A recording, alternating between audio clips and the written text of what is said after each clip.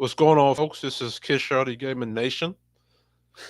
Starting this stream because I want to do a review of a show I watched last night called "This Might Be Risky."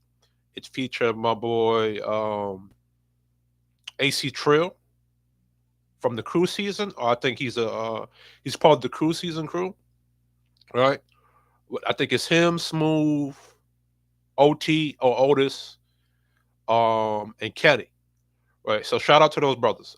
Although I might disagree with their talking points, but I'm still cool with that channel, and I give thanks to what they have done to the space, and what their contributions are to the space. Right. I'm not going to agree with everything they say because I'm a man, but you know what I'm saying. I do rock with AC Trill, so this is not a hatred to them or anything like that. But I gotta critique certain things that I've seen. So let me go ahead and share certain things. Share this thing right here. Shout out to DJ Ham. I'll fuck with DJ Ham too, cause he a nigga like me. All right. So share, click the like, subscribe, support the channel, donate. All right, let's go.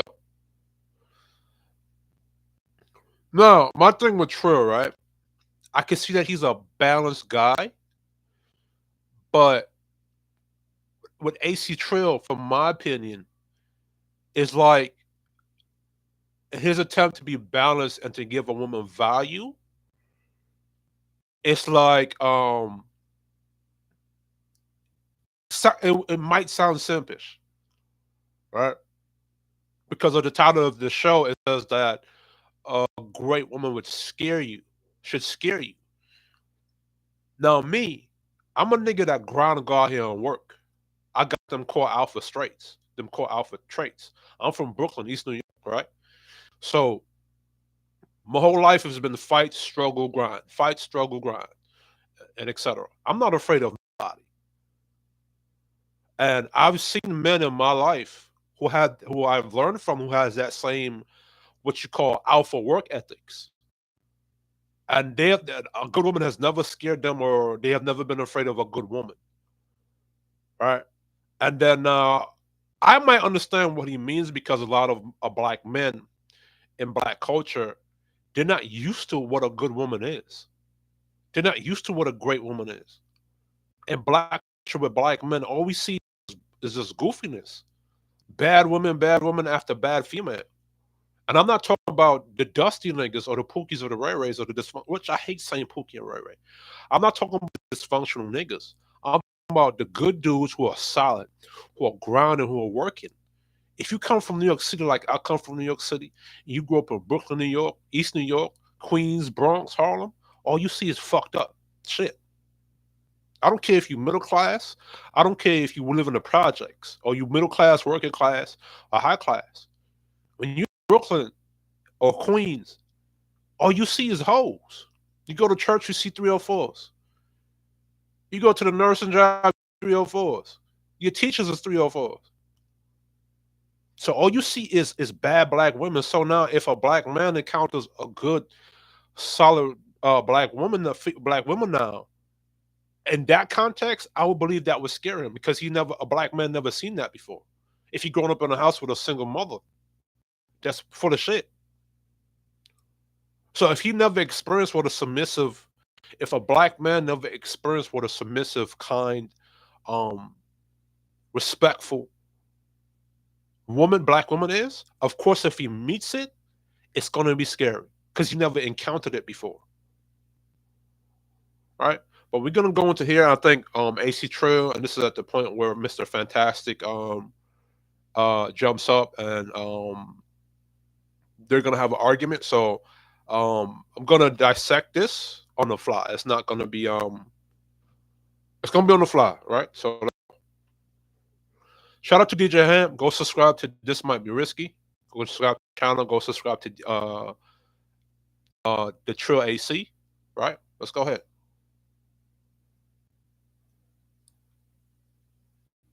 It's his responsibility to take care of his seed. Period. It doesn't matter what her moral code is, how she set up, whatever the case may be. I have a child walking around here, and there's no valid reason for me to not be in my child's life. So around here, what to take care of his seed. pregnant, which means that he has a seed walking around. Is on her. But if a man gets her pregnant, which means that he has a seed walking around. Exceptions why we aren't in our children's lives, especially if we lay down with her. Then we then we have to take accountability. I am learning. hmm Uncle Rick with the 2000s. It's never the people on the panel. See, the spouse with the $5 says, Trill, if a woman has sex with a man who she knows is not a leader, whose fault is it? What if she does this 60 more times? Is it still on the guy? Again, it's about like if she having sex with these guys and ain't no baby, then yeah, whatever the consequences is on her. But if a man gets her pregnant, which means that he has a seed walking around here, it is his responsibility to take care of his seed. Period. It doesn't matter how what her moral code is, how she set up, whatever the case may be. I have a child walking around, and there's no valid reason for me to not be in my child's life. So that's my take on that. There is a valid reason, AC Trill, right? See, me, for example, growing up in Brooklyn, I've seen black women weaponize that child against that father. And I'm talking about like use that child to set that nigga up to take his life, use that child or weaponize that child in her womb to prevent a father that wants to be in that child's life. So there is a valid reason for a man to say, yo, if this woman is gonna weaponize my child against me, I'm gonna have to charge it to the game and keep it moving. That is effective leadership right there, right? If you're leadership at your job and your employee is misbehaving or acting up, or they're not following your direction, or they're rebelling against you, you have every right to charge that person or fire that person fire that person and kick that person out off the job. Things go with men and women, right? A man does have that power. A man can say, listen, if you're going to take my child that I had with you, you're not going to weaponize that child against me, I have every right to walk away from you. If I keep engaging with you and keep trying to be a good father to that child and supporting you, that's ineffective leadership because now I'm rewarding this woman with bad behavior. Now, unfortunately, the child gets affected by that, right? But at the same time, me continuing to provide and fatherhood to a child that this mother is now using that against me, right? Is now using this against me, right? That's rewarding her and that's rewarding the child. And a man has a right to say, well, shit, fuck you and that kid. If that's how this going on. So there is a valid reason for a man to say, yo, I'm not gonna deal with that child. Now, granted, if a dude gets a good woman pregnant and he has a baby by that woman, and you know, if she's a good woman or whatever, then okay, at that point, he has to step up and be responsible for that child. But AC Trail, and he's gonna bring it up later on in this interview, right? When you said that, right? That's why a lot of men during the Bloomer era stuck with a happy wife, happy life situation, or he was just miserable in that relationship. He stayed in that child's life and he stayed with that woman because he wanted to be in that child's life. A lot of Gen X brothers made that sacrifice. I watched a lot of Gen X men in my family do that. I watched a lot of Bloomer men in my family do that. He had an option to leave New York City and go to Florida and um, you know, for better opportunity. And he could have just paid the child support and just left it at that. But my father said that, told me that, yo, I decided to stay in New York because he wasn't going to leave me. And at that time, mom was being a straight up bitch towards him. You know what I'm saying? Well, they were both miserable people to each other anyway. But she's straight up being a bitch towards him. Told all kind of lies on him. See what I'm saying? So I've experienced that. I've experienced watching my father and my mother, divorced each other, and my father saying, I could have left New York City and went to Florida and had went to better opportunities with his brother, but he said he decided to stay in New York and stick it out and be there for me. Right? So a lot of men have done what you said, and it came at a cost of their life, their health, mental health, right? So there has to be a valid leader where a man in his leadership says, well, if this woman is not going to respect me and she's going to turn my child against me, then I have to separate myself from that situation. Unless now that man is going to fight for kids, and even that's a costly battle right there, because that woman doesn't have to go to court, she doesn't have to use the government against me. She can allow me to be in that child's life without having me to spend all this money to fight for that kid. Let's continue. Word. HQ with the fight out says black women don't respect black men. That's why they won't follow. What now? Again, if you are the man that you claim to be, then you'll have no issue getting respect from black women. In general. Now, don't get me wrong. There's gonna be some outliers who just don't respect men at all, right? But what are those type of women doing in your vicinity? And again, I feel like that's a loud minority. I feel like most black That, women. that I can agree with you on that one. I would say that it's maybe a 30 70, where 30% of the black women are a minority that are out here violent, but it's a 70% of those black women that are good women. But in between that 70% of black women that are women, um I would say around a good 30% out of that 70 is being influenced by the 30% that are out here being 304s and being ratchet. Now, Angry Man, he said that it's a 20% of the black women out here that is, as he would say, stripes or hyenas. And then he said of the percent of black women, um in between that 80%, there are black women that are in between or on the fence, or straggling the fence, meaning that they're in between listening to the stragglers and they're in between listening to the good women. Right? My opinion, me, I believe it's a 30. I believe it's a 30-70,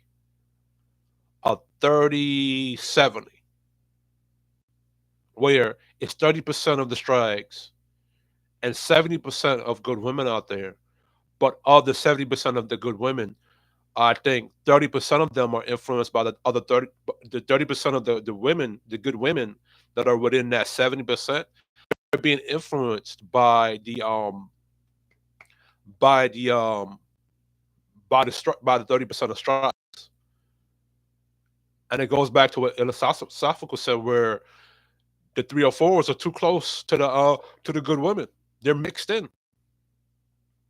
And I'm gonna do a review of one of your shows that I've watched in the past, where you had the women up there. And I'm gonna say why it's difficult to tell between the difference between the good women and the bad women, right? Um, I'm gonna do a video later on reviewing one of your shows, AC Trill, if you ever see this, where you have women that will use um time waster tactics. In the dating space and the community, you hear them talk about the time waster. You hear them talk about the different categories of women that play games and run games on men. And there were women that were on your panel that were doing it. How do I know that? Because when I was in my 20s, I'm at 32. I'm 32 right now. And I was getting into more religious. I was getting into the Nation of Islam. I was getting into the Israelites. I was studying the different religious cultures at the time, right? And I had to figure out how to date differently, because prior to that, I was dating on some player shit at the time, right?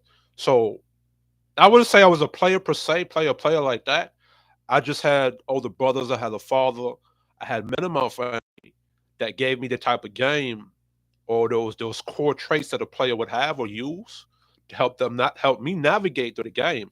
And while I was dating, being a religious person, I noticed this. I noticed them same type of things going on at that time. At the time, they didn't call it. I don't think they call it time waste or any of that. I forgot what the terms were. But basically, anytime a chick showed me that she wasn't interested in me or she was playing games, I didn't deal with that person. So now when I get into when I start watching these panels and I see how these women are acting, I know what you look like and what you sound like because I've had that prior experience, right? So let's continue. All regular women, right? They going to work every day. They're looking for a good man, somebody that's compatible with them, somebody that they can respect their leadership, somebody that's accomplished and things of that nature. So There are a lot of regular chicks that are hoes too. AC Trill. I think you say you're from Texas. I don't know how the Texas landscape is, but out here in New York City, Brooklyn, there are a lot of regular women out here that are hoes. Out here being ratchet, out here being raggedy taggedy, straggedy. You walk down Jamaica Avenue, you go to East New York, Brooklyn, you move down Harlem, move out to the Bronx, especially the Bronx. New York niggas would tell you the Bronx, no zone, no fly zone, no date zone. Stay away from chicks from the Bronx. That's what niggas would tell you out here in New York. And they ain't differentiating the regular chicks in the Bronx from the strags in the Bronx. Nah, they just saying stay away from women in the Bronx, period. Even out here where I'm at, Queens, right? Queens is a pretty suburban area. There's still a lot of regular strags out here walking around that you wouldn't believe is a strag, right? again, if you are what you claim to be, and a lot of us go around beating our chest, I'm a leader this, I'm a leader that, I got this, I got that. If you're the leader that you claim to be, you will have no problem getting respect from most black women. That's how I feel. That's how you feel, but that's not the objective truth. Um, I have seen and witnessed men who stand on business and still get disrespected by a chick. It would, for example, look at your boy, uh look at what you call. Oh my God, I forgot his name. Oh my goodness, he dated Lori Harvey, right? The brother that dated Lori Harvey, um, Michael B. Jordan, right? He's the top or the epitome of what the black community is looking for. When they say they're looking for a man that's six this, six that, and six this, he's apex predator in the black community. Do black women look at that brother as, oh, look at this is a respectful brother. This is the type of guy that that black men should emulate, or do they call him a lame or a square or cornball? They call him a lame square or cornball. Before Russell Wilson got with Sierra, he was a lame square and cornball, according to black women, right? And when black women is called a lame square, the thing with being a lame or square or cornball, right? We take that from what women say are lames and squares and cornballs, or women say are lame squares and cornballs. Because when a black woman say that a man is a lame or square or cornball, she's saying that he ain't thug enough. Or when he say he doesn't have swag, they're saying he's not gangster enough. He not out there gang banging and thugging. That's what they when they say swag or he lame or he cornball, right? Because I've seen black men who are very socially adept, very socially in tune, got mouthpiece and all that. But because he's into anime, he's into video games, he's into Star Wars, he's not about that street life. He's still a lame square or cornball. You know what I'm saying? And by the way, swag and having game. Well, first of all, swag is just your identity. The type of food you like to eat, the type of clothes you want to wear, how you look, how you walk, how you talk. That's what swag is. Every man has their own swag. But according to black women, when they say you don't have any swag, that means you ain't gangster or thug enough, according to her. So black men swag or being a cornball or being a lame, it's according to what black women say and not according to what men say, right? Now, according to what AC Trill is saying, he's saying there are a lot of men that are not standing on their business. There are a lot of black men who are standing on their business, are who they are, and are very solid. You've done a couple stories on your podcast where there were women that said they were with a good dude, a solid dude, and they still broke up with him. On these panels, panels on shows that you showcase, you've had black men on there that did stand on their business, and the black woman on that panel disrespected those men. And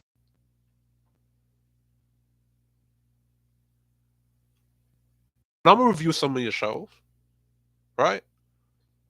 So no, I don't necessarily believe that if black men stood on their business, that black women in general respect black men because black men have been standing on their business.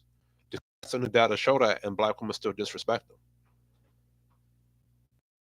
If it's a brother that's making money, should disrespect him and say he don't have any good character. If it's a brother that has good character and but he broke, should call him dusty and broke because he ain't got no money, but he got good character. If it's a brother that got money, good character, money and good character, should say he lacks emotional intelligence. If he has all three, she'll find some other way to say, well, our reason why I disrespect him because I wasn't sexually attractive. We'll see black women even disrespect sexually attractive. They're niggas they're sexually attracted to. So that's my thing. Like when y'all say this, that's something that AC Trill, and I think you're around my age. I'm 32. I don't know how old you are. I think you're around 35, 34, whatever. I grew up watching Ricky Lake and Phil Donahue and um, Oprah Winfrey and all those people. What you've been saying now was what was said during them time during the 80s. Well, wasn't born around the 80s. I was born in 92. So throughout for me, 92 growing up into the 2000s, 2010s to now, in the early 2000s, in the early 2000s, or when I was a kid watching it, I thought at the time I thought this was just joking. I thought it was just entertainment and show. But then as I'm growing up, going to high in the 2000s, graduated high school 2010, going into college 2011, 2012, 2013, I'm seeing these things that I saw on those show that I thought was just entertainment and fun. And black women was saying that black men are not who they were then. But then come to find out that they were in a relationship with dudes that were solid and they were cheating on those brothers. See what I'm saying? So black women don't respect black men regardless in general. And I would say the majority of them don't. Even the good ones. Because the good ones, they're tainted by the 30% of the men or the 30% of the women who are 304s.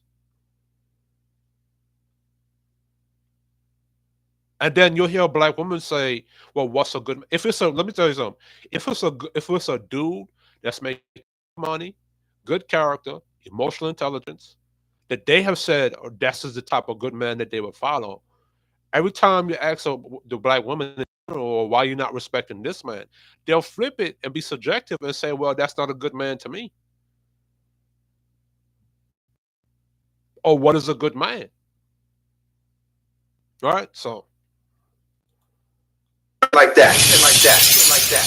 Don Kiss. Appreciate you. Again with the 20 ball. Shout out to the Texas players. I gotta play this for the first 20 ball of the evening. As lovers of men, Ali is fantastic. Team Fatty, Red Pill, they stick up for men so much with down the that's a lie. Mr. Fantastic, the thing from Ali and Mr. Fantastic is that black men have been held accountable and been holding themselves accountable and been stepping up their game for the past 60 years. The person who's not being held accountable enough is black women. And that's why we have the issues that we have today. Is that black men are stepping up their game and holding themselves accountable, while black women are choosing not to hold themselves accountable to their men. So it's not even about Mr. Fantastic or Ali not holding the women accountable, or holding the women accountable but not holding the men accountable. It's that that's already been done, right? And if you're telling men to step up their game and improve themselves and level up and hold themselves accountable, but you're not talking to the women, all that's going to happen is that the men are not going to date these women because they're not up to that man's criteria or to the into the in general man's criteria, right? If you're not telling the women what y'all need to do to step up to get with a black man that stepped his game up, that has stepped his game up, that has stepped up his game, now, right? Then you know what I'm saying? How does that gonna look? It's gonna be a bunch of black men that's leveled up and has their game stepped up, but had their game stepped up, but um he got to date and deal with women that ain't leveled up to his level. So what he's gonna do is he's gonna charge all those women to the game. He's not gonna date any of them because they're not on his level, right? So give me 1 second.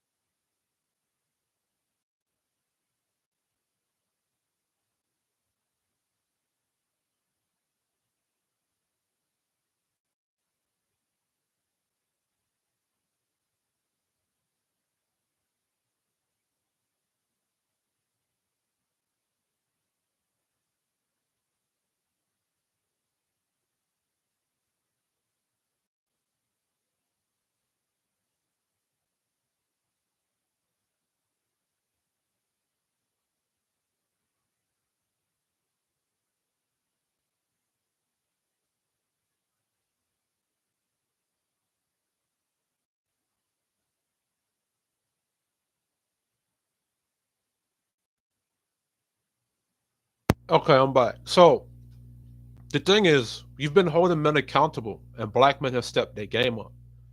But if all the options they have to choose are the women, bad women in the game, even if you talk about they're regular bad women out here, right? And that's all he has to pick from. And you're telling him if he picks a bad woman, it's his fault. Guess what? He gonna hold himself accountable and not pick any black woman. And then now, when you're not holding black women accountable now, meaning that you're not telling them what they need to do to get into a relationship with a brother. You're not telling them how to change their attitude or how to submit. You're not giving them any instructions. Now they can play plausible deniability and say we never knew. But about Mr. Fantastic and the brothers in these spaces holding black women accountable, they can't say they didn't know. They can't say they didn't know what they were supposed to be doing, right? And the problem is that for 60 years, black men have been held accountable, half a century. and being held accountable for shit that now the stats show that black men weren't even involved with. Black men were accused of having kids out of wedlock all over the place. Come to find out, uh, black women were getting pregnant by a smaller percentage of black men in the black community, by 8%. And I'm going to show the stats on that. Black men were being held accountable for a smaller segment of black men in the black community, and black women were getting pregnant by that small percentage. So this whole idea that black men were just bad fathers or they were not there, that was a lie.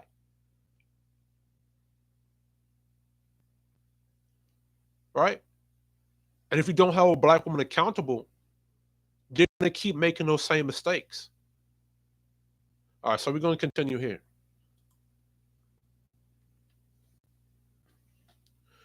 Me a bit, I'm about to make a phone call real quick. Give me a second.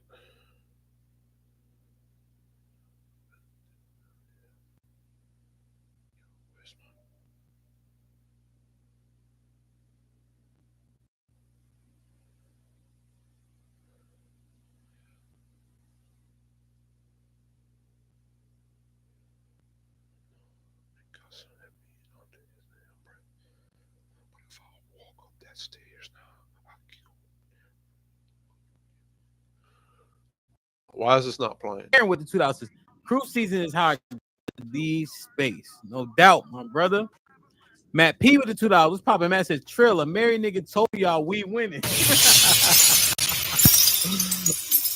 Real love was that nigga Trill swear he a rapper for real, for real. My dog, really, what up, baby?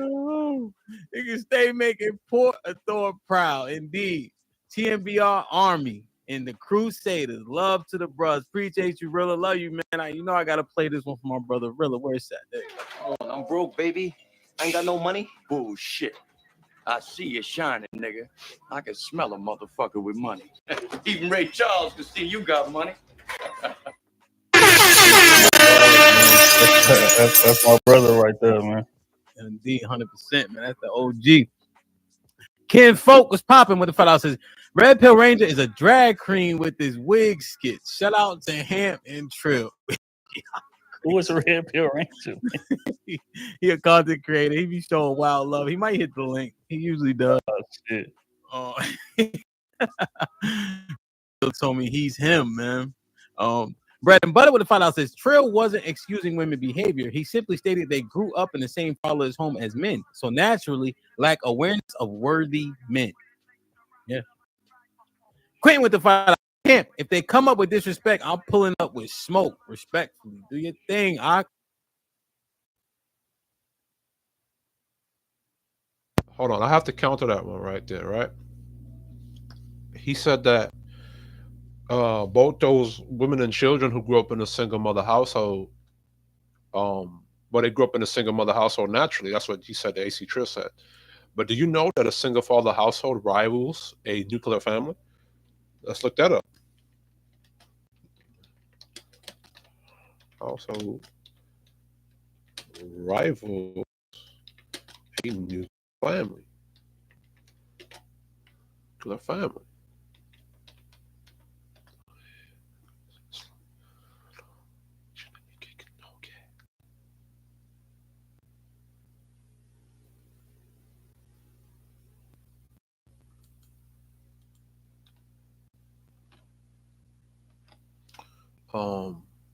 Give me 1 second.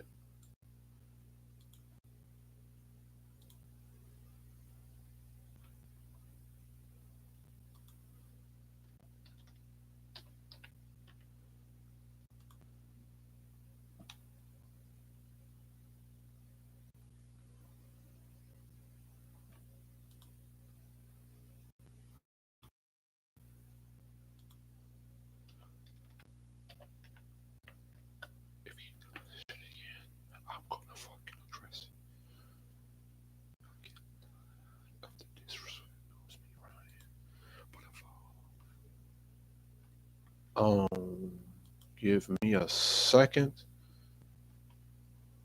Try to get this shit to work.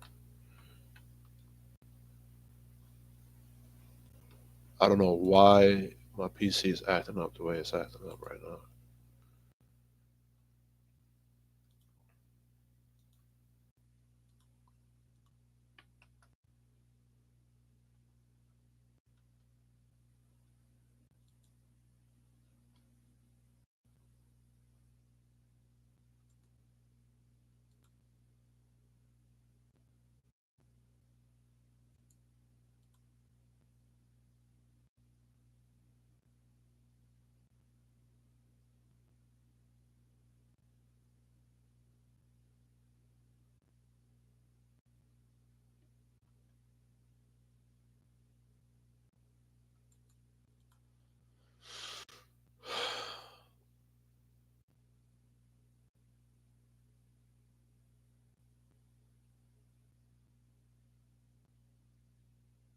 All right, let's go here.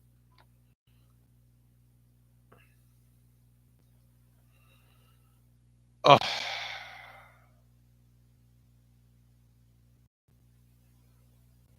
I have to sign up for this thing right here. Give me a second just to see the full story.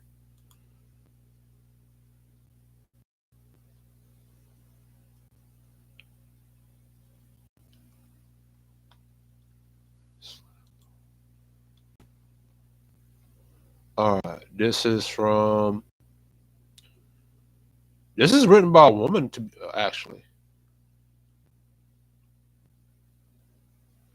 All right, shit, I have to upgrade to read more of this, but let's read this.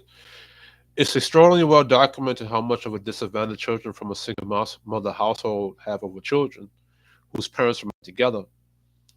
But less well documented is how much of a disadvantage they have over single father households. For example, studies have found that children that from a single mother household are 5 times more likely to commit suicide than children from both unbroken households.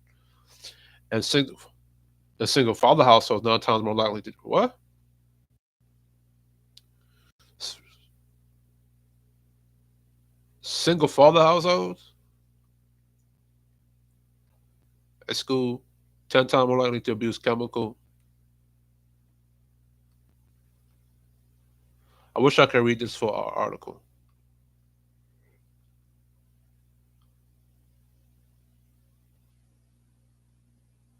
Single father households do vastly better than single mothers. Here's the real reason why. The consensus is mothers typically make better parents than fathers. Yet, single fathers do better than single mothers. Here's why. We read this properly. For example, studies have found that found that children that from single mother households are 5 times more likely to commit suicide than children from both unbroken households. And single father households 9 times more likely to drop out of high school. Let me read this properly.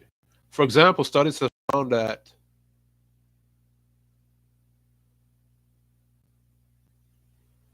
children that from single mother households are 5 times more likely to commit suicide than children from both unbroken households. And single father households 9 times are more likely to drop out of high school, 10 times more likely to be. I wish I could read this whole article.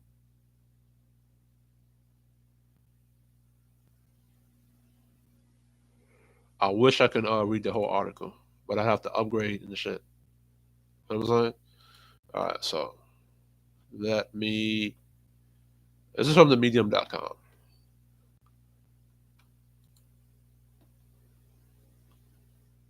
I'm not going to read this one.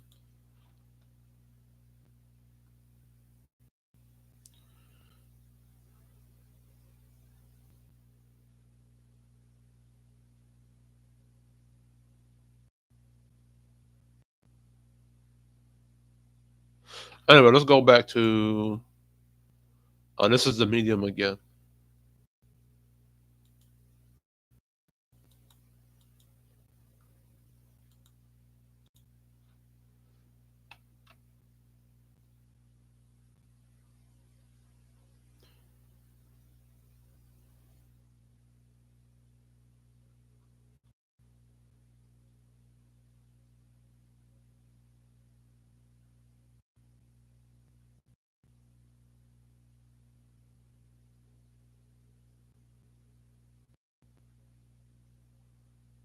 Uh,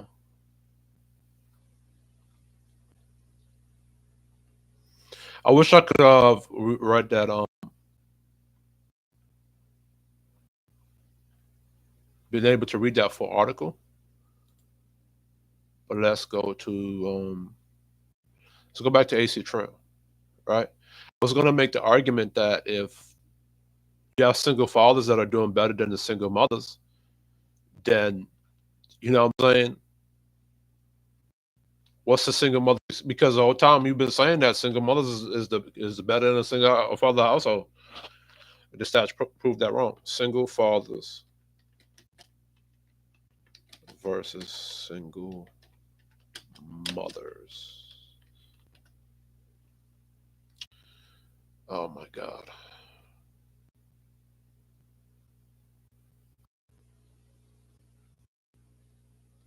Oh shit. I mean, look, something from Pew Research. The rise of single fathers. This is from the 1960s. A record 8% of households with children in the United States are headed by a single father, up from just over 1% in 1960. According to the Pew Research Center analysis of decennial census and American Community Survey data. This is from 1960, from 2011. And it said this rose 8%. All right. The number of single father households has increased about ninefold since 1960, from less than 300,000 to more than 2.6 million in 2000. Damn. In comparison, the number of single mother households increased more than fourfold during that time period, up to 8.6 million in 2011 from 1.9 million in 1960. Damn. As a result, men make up the growing share of single parent households in 1960. About 14% of single parent households are headed by fathers today. Almost one quarter, 24%, are. There are more notable differences between single mothers and single fathers. Single fathers are more likely than single mothers to be living in with a cohabitating partner, 41% versus 16%. Single fathers on average have higher incomes than single mothers and are far less likely to be living at or below the poverty line, 24% versus 43%. Single fathers are also somewhat less educated than single mothers, and more likely to be white. Compared with fathers heading a household with two married partners. Single dads are younger, less educated, and less financially well off, and less likely to be white. Damn. So they're talking about either black folk or Latin. But I want to point this out here. It says that there are some notable differences between single mothers and single fathers. Single fathers are more likely than single mothers to be living with a cohabitating partner, 41% versus 16%. Damn. So fathers understand the idea of cohabitation, right? Single fathers are on average have a higher income than single mothers and are far less likely to be living or at or below the poverty line, 24% versus 43%. And also, in this report, fathers include those men who are ages 15 or older, who are the head of their household. How do you include 15 of their household and who report living with their own minor children? Biological children, stepchildren, or adopted children. Fathers who are living in a house headed by someone else are excluded from the analysis as the father whose children are not living with them. The term single father includes men in a variety of family circumstances. About half, 52%, are separated, divorced, widowed, or never married, and are living without a cohabitating partner. Some, 41%, are living with a non-marital partner, and small share, 7%, are married but living apart from their spouse. Let's read that again. The term single father includes men in a variety of family circumstances. About half, 52%, are separated, divorced, widowed, or never married, and are living without a cohabitating partner. Some, 41%, are living with a non marital partner, and a small share, 7%, are married but living apart from their spouse. Cohabitating single fathers are particularly disadvantaged on the most social economic indicators. They are younger, less educated, and more likely to be living in poverty than fathers who are raising children without a spouse or partner in the household. Overall, two-thirds, 67% of households with children are headed by two married parents. In 1960, this share was 92%. The increase in father household is likely due to the number of factors, most of which have also contributed to the increase in single mother households and to the decline of two married parent households. First and foremost, there has been a marked increase in the share of non-marital births. And even though divorce rates have leveled off in recent decades, they remain higher than they were in the 1960s and 1970s. Some experts suggest that the changes in the legal system have led to more opportunities for fathers to gain at least partial custody of the children in the event of a breakup as well. At the same time, the role of the father has evolved, and the public now acknowledge their importance not only as breadwinners but also as caregivers. Analysis of the long-term time use data shows that fathers are narrowing the still sizable gap with mothers in the amount of time they spend with their children. A Pew Research survey finds that the public believes that a father's greatest role is to provide value to his children, followed by emotional support that goes to mothers. Profile of a single father household. Like single mothers, their married counterparts. They're also younger and less likely to be white. However, single father households differ from single father households on several indicators. Most notably, households headed by single fathers appear to be much better off financially when compared to those headed by single mothers. So single fathers 15 to 29, 3. So white. Hold on. So more white single fathers. They're black single fathers. So what's set up there don't make any sense. That's my cat. Um, this is about education. 40%, 26 fathers living with a spouse. So the income is actually higher when two people are living together. But when it's with a single father, he's making more money than the mother. So that's financial part. Single fathers are younger than married fathers, but older than the single mothers. While just 8% of married fathers are younger than 30, this share is 18%. Oh, this is a lot to read right here. It said dads who are likely to be more single are from the ages of 15 to 29. Here, white, but the highest one is black. All right, college, low poverty line, living above poverty line.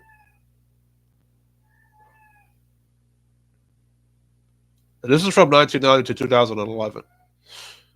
So this research was maybe about 10 years ago, 12 years ago. So, all right, so let's go back to AC Trill. Now, that's just from one research area. Back to here. I'm pretty sure there's many research material to look it up. That's saying that a Red Pill told me he's him, man. Bread and Butter with the find out says Trill wasn't excusing women's behavior. He simply stated they grew up in the same father's home as men, so naturally lack awareness. Because if a man is more financially stable as a single father, he could do more things than that single mother. You know what I'm saying? It's a worthy men. Yeah. Quentin with the fight out says, if they come up with this, he stated they grew up in the same father's home as men, so naturally lack awareness of worthy men. Well, worthy men. Who chose? But that woman chose those unworthy men, right? And we now know that those women, even though they had good fathers or good men in their life, they chose to keep those children away from that father. Quentin with the fight on the kickoff, so trim up here. Tuesday, Wednesday, that they've been asking on YouTube when the episodes, the interviews and stuff, cool season out, Roku. Open that link, man. Hold on. Married women with only one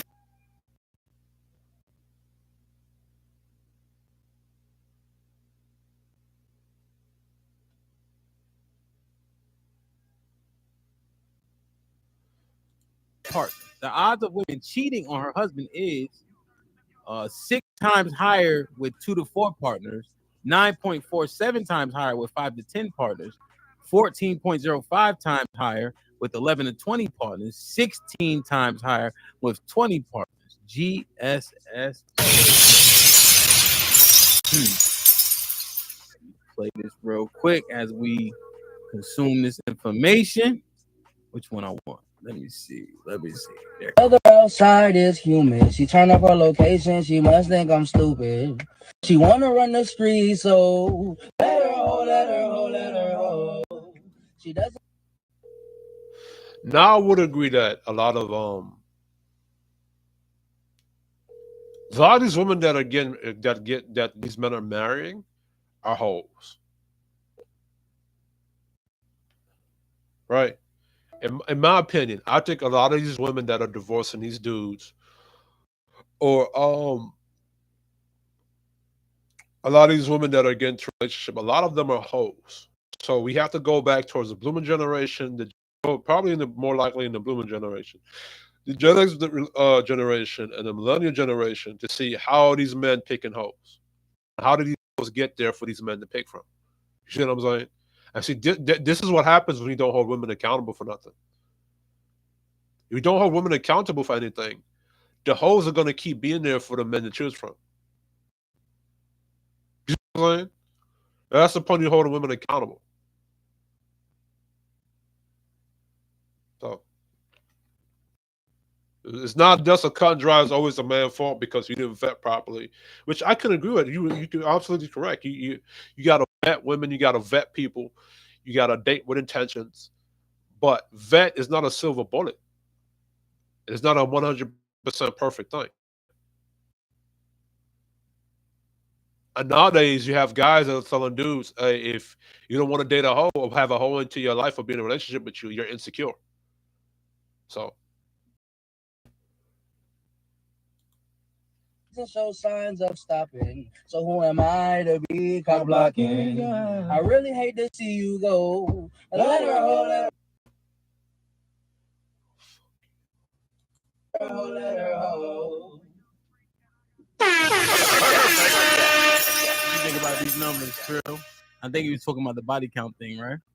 Yeah, I mean, it's not surprising at all. You know, the more access you get to everything that's going on, that's indecisive that it makes you. I think that's part of the issue with society. Social media and unexposed people to so many options that they got option fatigue, and it's kind of hard to settle, and it's kind of hard because people 1 foot in, 1 foot out, trying to make sure I pick the right person.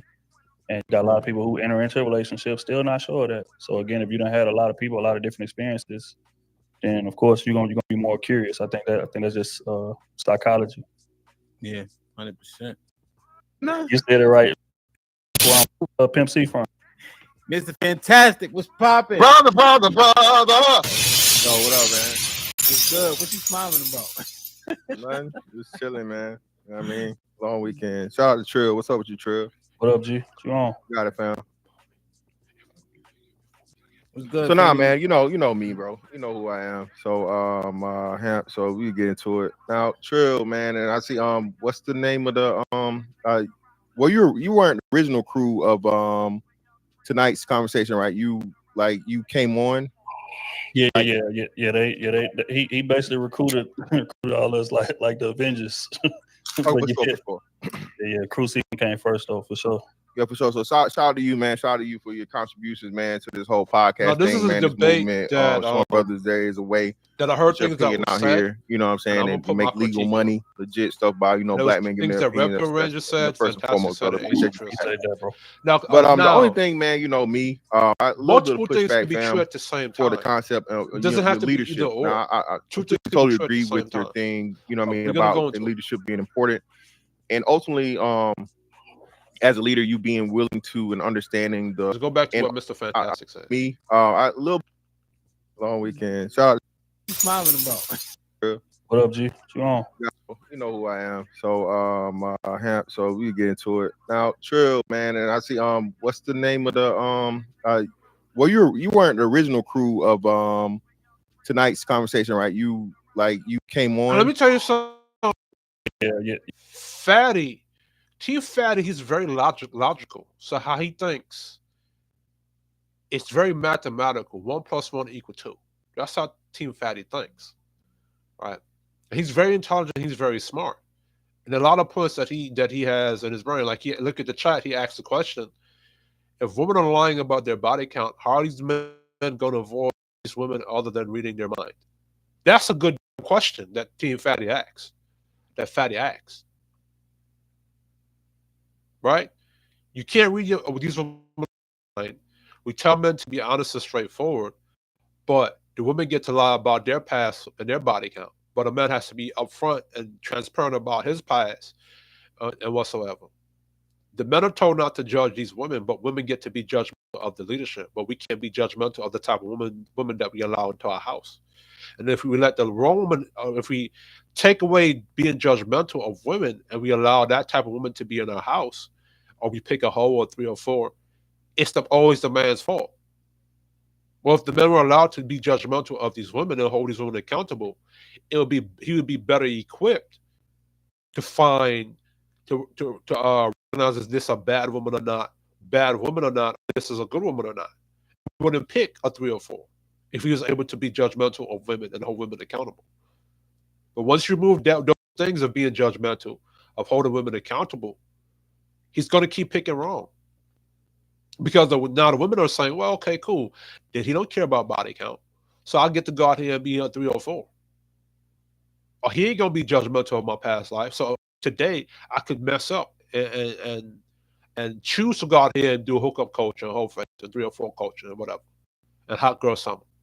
And because he won't be judgmental of my past and where I came from, and because he's not going to hold me accountable for my body count in the past, I could have 1,000 bodies. I could be shaking my ass on Twitter and Twitch. And he's still going to accept me for what it is. And then I could cut up. And then it's going to be all his fault because he picked me. But if the men make a sign and say, yeah, I don't want to deal for any of these things, he's insecure and he's being too judgmental.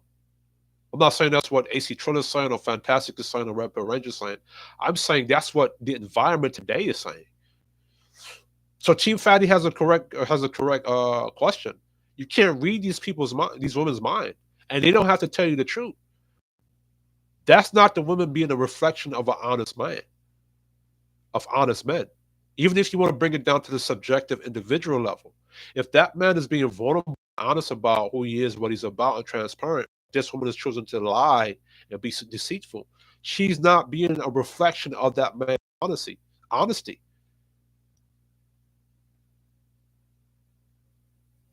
As a matter of fact, she's being disrespectful to that man. Because if he told her, listen, I'm not looking for a 3 or 4, I'm not looking for a chick with a high body count, and she knows she's a chick with a high body count, yet she still chooses to follow that man or lie to get into that man's get into a relationship with that man, she disrespected his boundaries right there. And if in general, hearing that black men are saying we don't want women with a high body count, and those women are telling those men that they are insecure, right? Those women are telling those men they're weak, they're being sassy, they're being controlling. That's not the women following those men. Those are not the women who are following those men's leadership. Those are not the women that respect the man's leadership. Because if they did, they would just follow it without complaining or without calling those men insecure. So Team Fatty is absolutely correct. Yeah, he basically recruited all us like the Avengers. Yeah, crew season came first though, for sure. Yeah, for sure. So shout out to you, man. Shout out to you for your contributions, man, to this whole podcast thing, man. This movement, showing brothers there is a way. Get your opinion out here, you know what I'm saying, and you make legal money, legit stuff by, black men giving their opinion. That's first and foremost. I agree to that. Oh, brother, appreciate you. Appreciate that, bro. But the only thing, man, me, a little bit of pushback, fam, for the concept of your leadership. Now, I completely, totally agree with your thing, about leadership being important, and ultimately, as a leader, you being willing to and understanding the, being necessary to take the blame for however the outcome comes. Mm-hmm. The issue and problem I have though, is your assessment of just specifically the absent father, right? So my question to you would be, okay, so I'm pretty sure you're familiar with this, but okay, so if the kid turns out great, let's say the kid turns out to be a Rhodes Scholar and 5-star athlete, recruited to whatever, so on and so forth, the mom gets all the credit. Okay, the father isn't even mentioned. But then if the kid turns out to be, like you said, convicted felon, 14 bodies before he's 14, and all these different things, now we want to bring in the father. Mhm. So That's absolutely correct. And I think Tommy Sotomayor's made that point, and I think I've heard Angry Man make that point too. my okay, so by what you said is where the man being absent is always going to have the thing. So that if the absent man can get the fault, cannot the absent man still get the credit then if the kid turns out to be all right? Because if he just left the situation alone and everything turned out all right, why are we giving him the only to blame if and when things turn out the wrong way? That is a good question, Mr. Fantastic. And what we've been told in the black community for half a century, with pro blacks in the Nation of Islam, is that mother is God in the eyes of the child. That a nation can't raise no higher than his woman, right? That's what we have been told. That because she got a nation of eggs in her damn womb, which those eggs don't activate unless a man go over there and impregnate her, right? Or give her the spark of life to give, or give the spark of life to give life to those eggs to grow, right? We have been told that mother is God in the eyes of the child. Right there, when you say that mother is the God in the eyes of the child, that's a disrespect to that father, right? No, but let's dive deep into that. Why are they saying that? Why are they saying that? Because in the first development of that child's life, that child is getting give me 1 second. Somebody's giving me a call.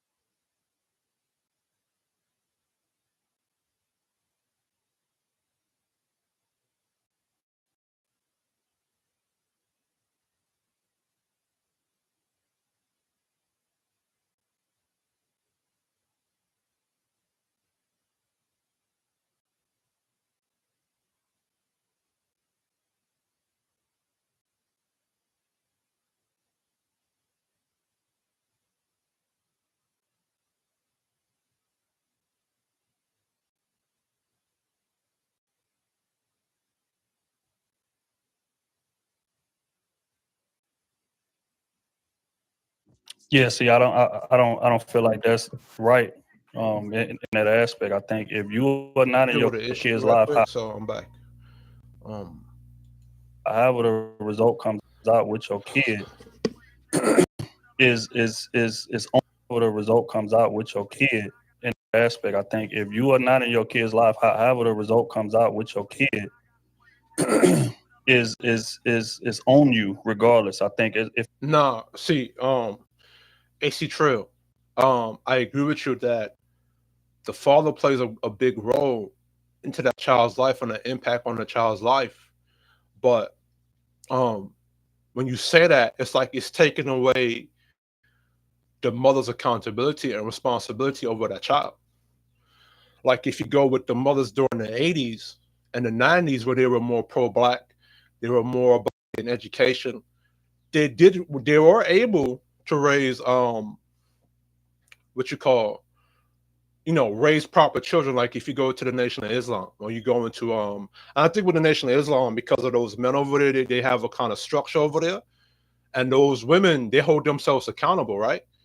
So if you look at the Nation of Islam or a lot of the women in the pro-black, especially Nation of Islam, I want to say about them, or even if it's women outside the Nation of Islam that have the right mindset on, the right kind of head on her shoulders, they do kind of raise proper children. Now, what those women do is that they make sure they find proper male role models, like a coach, like a football, somebody. Hold on, give me 1 second.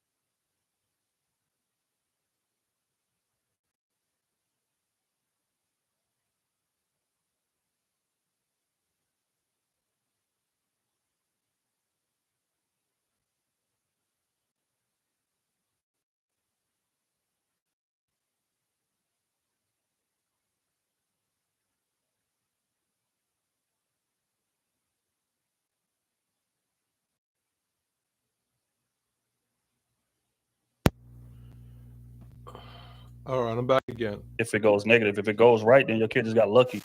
But that doesn't necessarily mean that you get to come in and take the credit for not being there. That's crazy. So, AC Trill, if you're gonna give the bad credit to the dad when the child turns bad, by your logic, if the dad has to take responsibility, the child becomes a criminal or a murderer or whatever else. Why he can't take credit for good things that happen? By that logic, because say what you want to say, that man's sperm was allowed that woman to become pregnant.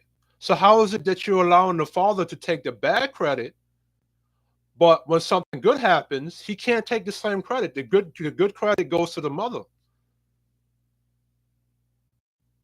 And when you said right there, you said if the mother was able to raise that child into being a good human being, that means that the women are fully capable of doing that job, right? So how could the logic be if if that child turned out to be good, father can't get that credit?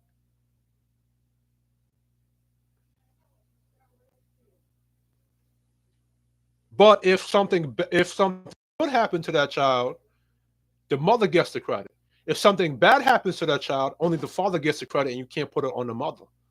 No, if something good happened to that child, you give the mother credit. If something bad happened to that child, it's the fault. It's the mother's fault because she's there. We keep getting told that. Well, I don't agree with this, but this is what the culture has been saying. This is what culture has, which the American culture has been saying. This is what's been saying for a long time that that mother is God in the eyes of the child. In Black culture, it's been the nation raises no higher than the woman. That has what's been the culture. And why is that? Because when the man educates the woman, she's then going to that education and teach that child. Or if that whatever influence or education that mother takes, she's going to take that influence or that education and teach that child that education. Right? So now if the father's not there, even say he died or he passed or he left for whatever reason, it now falls on the duty of that mother to raise that child into an effective human being. Right? Two adults came together to have a kid. Both of them are responsible for that child's upbringing, whether one is there or not. Mothers during the silent generation and the greatest generation were able to raise kids and produce proper children when that father got up at 4 a.m. and came back at what 11 p.m. Remind you, silent generation, greatest generation, and even the bloomers, they got up at 4 a.m. Especially when it comes to Black culture. At that time, we were sharecropping. They would get up at 4 a.m. go deal with white supremacy, decline, KKK, deal with racist crackers that don't want to pay their money, give them brothers money. They would spend damn near the whole day from 4 a.m. at night before the sun raises to 11 p.m. when the sun set. I don't even know if them niggas was able to see sunlight.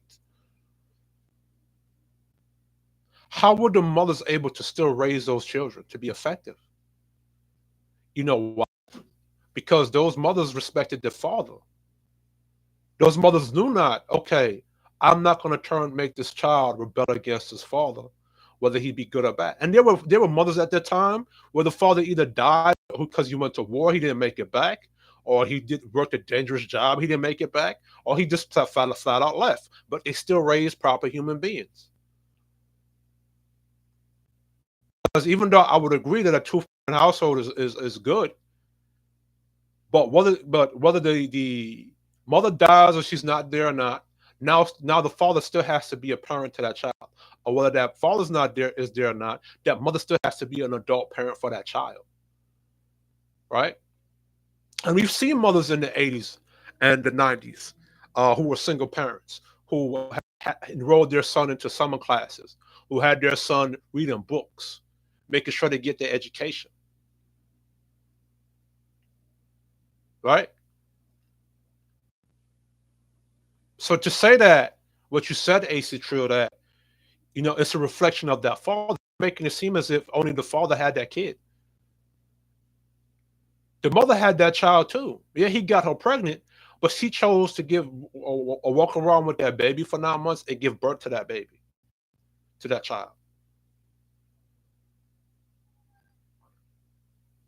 So he's making it seem as if only one parent is involved in that child's life upbringing. Right? So let's continue. Yeah, not raising. Why would you want to do that? But that's what I'm saying. So it's the same way, right? So absent father can never be more detrimental than a present mother because that father isn't there. So that's like if it's a let's say you had like a dog, right?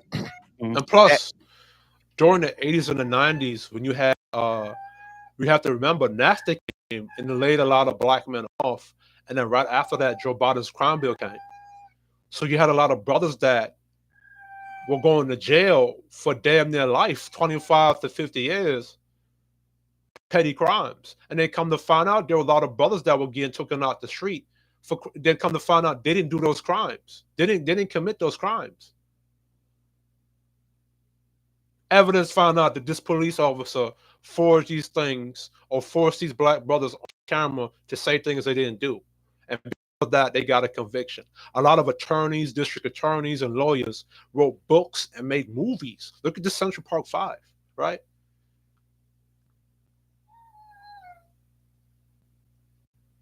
Why didn't black women say, damn,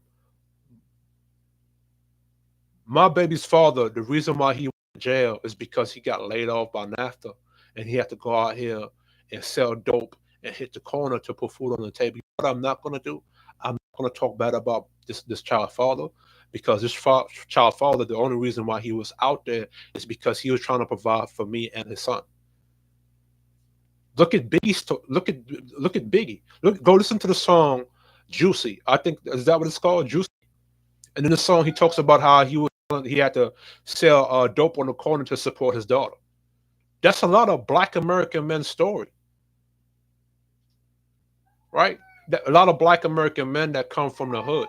I should be more specific, right? That had to sell dope or sell weed to make money to put food on their damn table.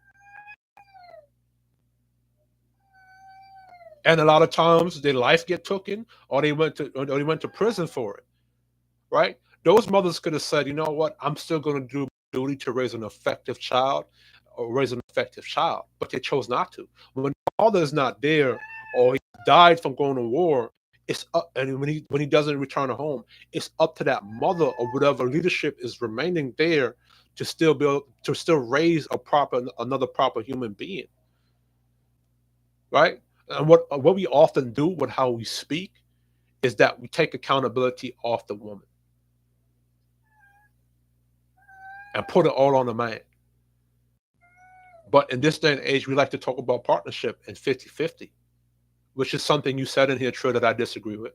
But we're going to get to that. But yeah, let's go ahead. Crazy dogs not in the room. You need to have a chance to get bitten. You feel what I'm saying? But that's not true, because again, like as a man being absent, that can completely be detrimental on your kid, because a lot of kids grow up in our environments not having no guidance or not having no compass. So a mother can only give kids so much. So you get two parents in a household. It's the same type of situation. Your mama can't teach you how to be no man. She can. There's only certain things that men are going to be able to pour into their kid. And if you're not there to pour it into them, then who pouring it into them? Unfortunately. I agree. AC Trill, I agree with you, right?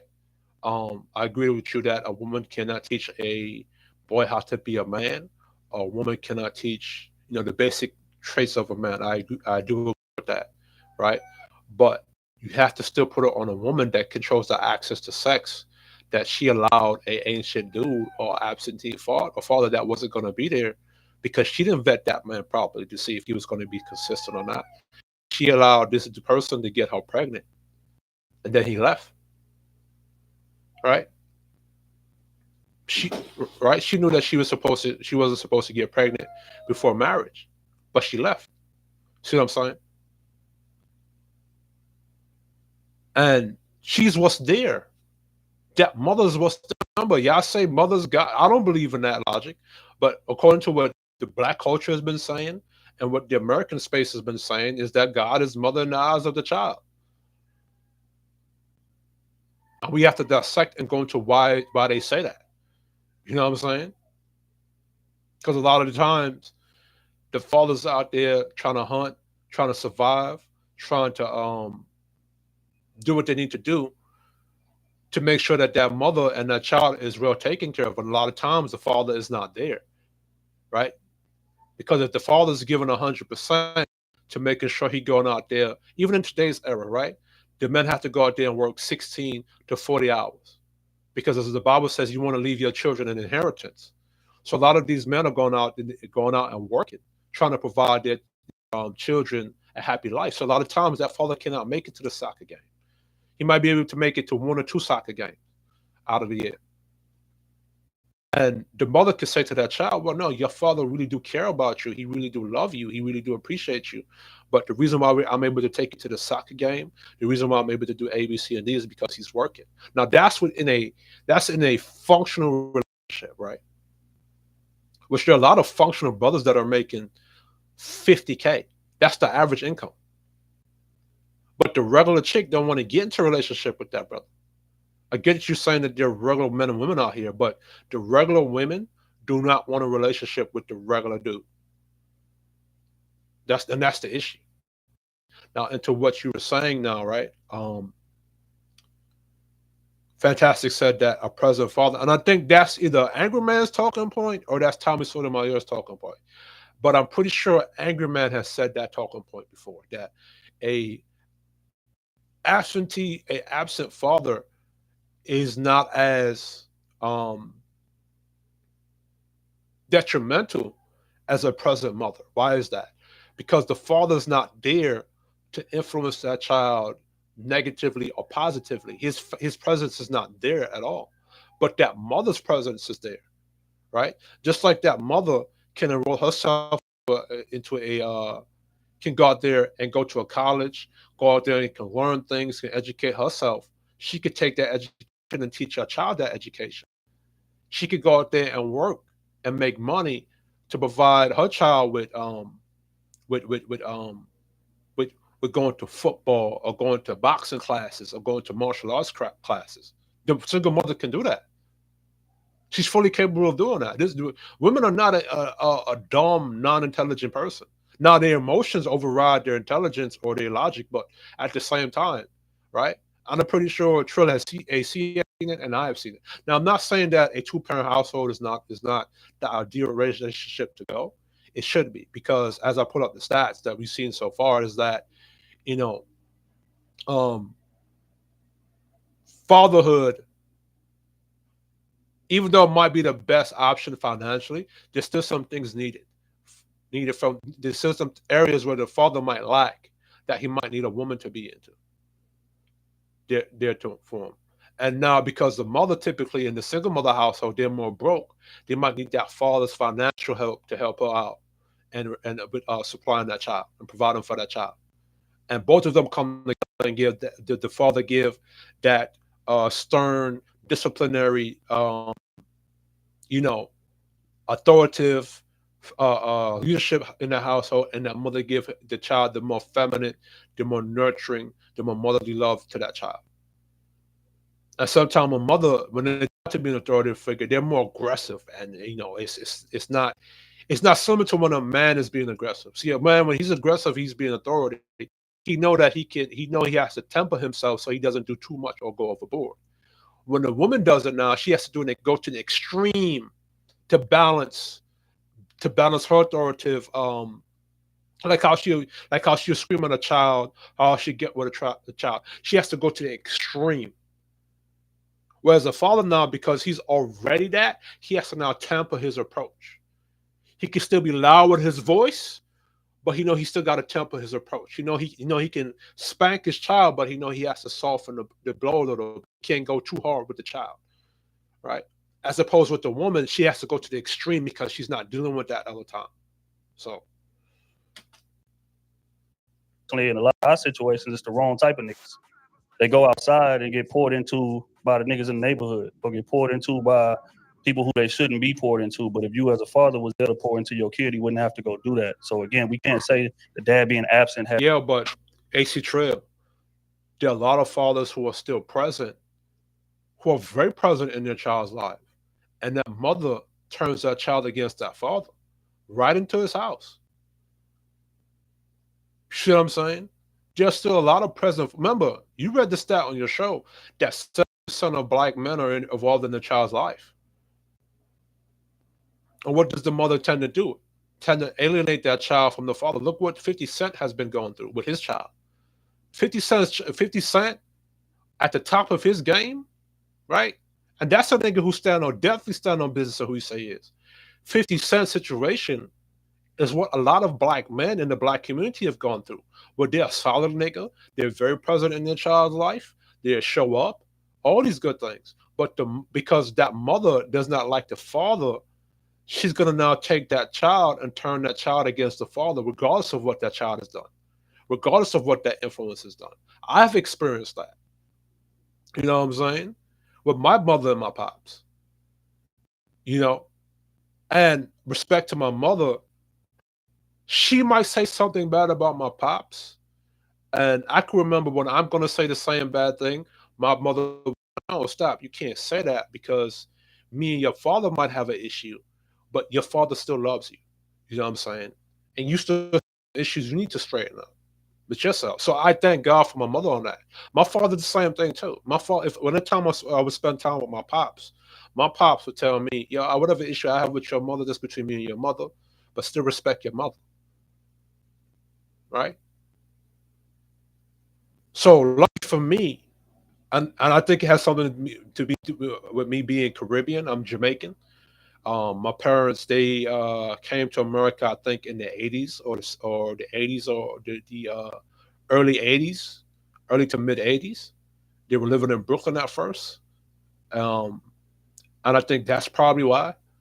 You know, I've had older brothers, I've had Gen X siblings, cousins, I've had boomer aunties that were Caribbean and all that other stuff, silent generation.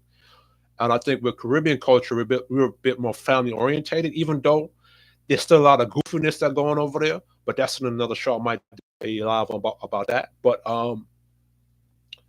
when it comes to but yeah, and I think if my mother did not do that with me, I would dislike my father. Because at the same time, I would hear my mother say, cuss my father out, but she would tell me not to do that. You know what I'm saying? And I think if she would not do that, if she did not do that to me or with me, I think I would have a different perspective on my pops. Because there's times where my pops has said some wild stuff to me, said some crazy stuff to me. I mean, we would have some arguments about certain things. Me and my mother, but because I still respect and I love my father, I never took it to um anything beyond us just arguing and back and forth, and then we just stopped talking to each other for a while, right? And then same thing goes for my mother, right? But I think if my mother, and then the thing is, my father um was married to my mother, and I was born within wedlock, so I think that also benefited me too. So there was a time period where 5 years before my mother and father got divorced, I was still able to see a two-parent household before they had gotten divorced and whatever, right? But like I said, if my mother chose to alienate me from my father, I think it would have turned out very differently. And I think um because my father did say that he would have left and went to Florida with his brothers for better opportunities, but he chose to stay because of me. And I think if my mother, because I used to hear my mother say some bad things about my pops. You see what I'm saying? A lot of them shit she don't remember, and she used to do a lot of shit too. My pops showed me paperwork on how I'm not going to get into that, but even though she might say some bad things about my pops, she would still tell me, hey, even though I have something bad with your pops is still good. Will still care about you and love you and appreciate you. I think if she didn't do that, I think I would have a very outlook on my pops. But even still with me, I'm still intelligent enough to I'm still intelligent enough to know that, because I had those first. So to Trill AC's point, um, because I was around my pops for those first 5 years, and I was around him for those first 5 years of my life before my mother and my father got divorced. I think that was what maybe not also was what also contributed to me not having a dislike for my pops, because I love my pops. You know what I'm saying? Right? Um, but I think that has something to do with the child too. You know what I'm saying? I think that has a lot to do with the child too. Because I think if I wasn't intelligent enough, even at during go after the divorce, after my mother and my father divorced, going into my uh when I was an 8 year old, 10-year old, 12-year old, 13-year old, at that time I was intelligent enough to separate, you know, the difference between my mother and my father arguing, and me still having love and respect for my father, and having love and respect for my mother. So and I think that's not with most children. I think with most children, they still need that level of your mother not talking bad about your father, even though that mother has an issue with that with that child's father. Because me, I'm different. Because I can separate the two. You know what I'm saying? But has no effect on that kid turning out the way he did, and it's all on the mother just because she was there. No, your absence played a role no, because it's not on the mother is there. Because we have to now go into why is she the only one there? Was it because the father left, and then why did he leave? Or is it because she pushed him away? Again, I'm from Brooklyn, in New York, East New York, Brooklyn. I was born and bred here in New York. I may be a Jamaican, but I grew up around Caribbean households. I grew up around Black American households, and I would see very similar things. Caribbean culture, especially in Jamaica, you see a lot of what the issues go on here with Black Americans, where um, the mother will disrespect the father or leave the father, or in a lot of cases in Jamaica, the father will have four children, and the mother will leave the father with the four children, and they come to find out two out of the four children don't belong to the father. That happens. That's a common thing that happens in Jamaica. Well, or even if the father's in that child's life,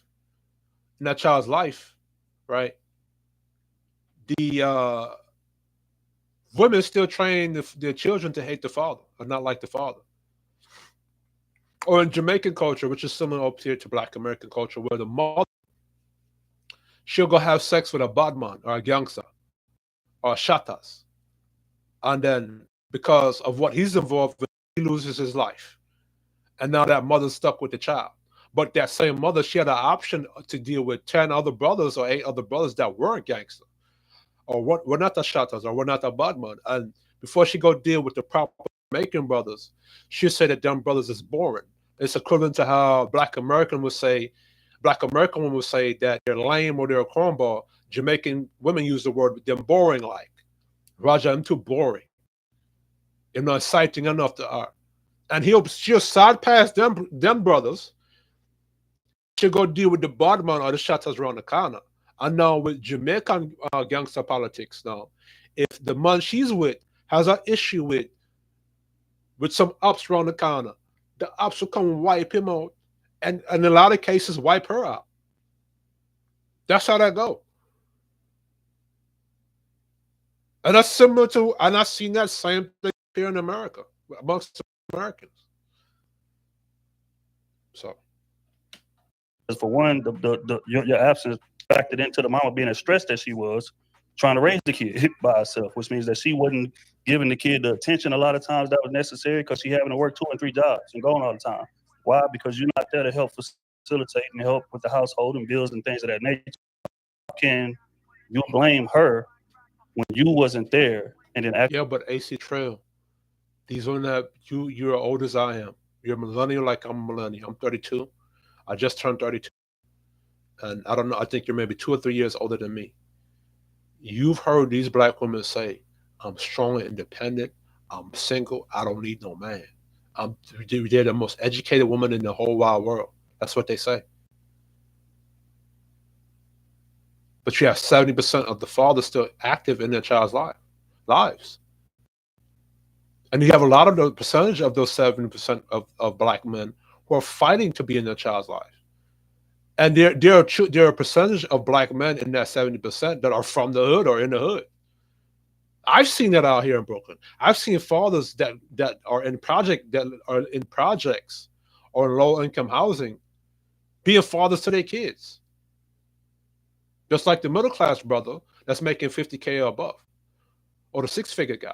So I have seen that in my little anecdotal experience. I don't know about you, or Mr. Fantastic, or Red Ranger, or DJ Hamp, right? And I think DJ Hamp, he a New York nigga, and I think I've heard him say he has a Caribbean wife or something like that. So um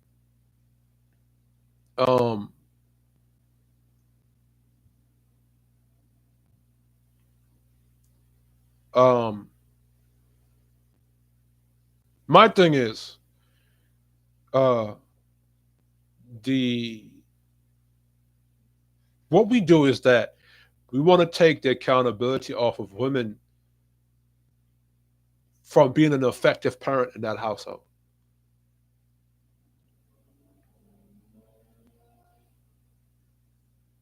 We want to take the accountability off of the women for not being an effective parent in that household.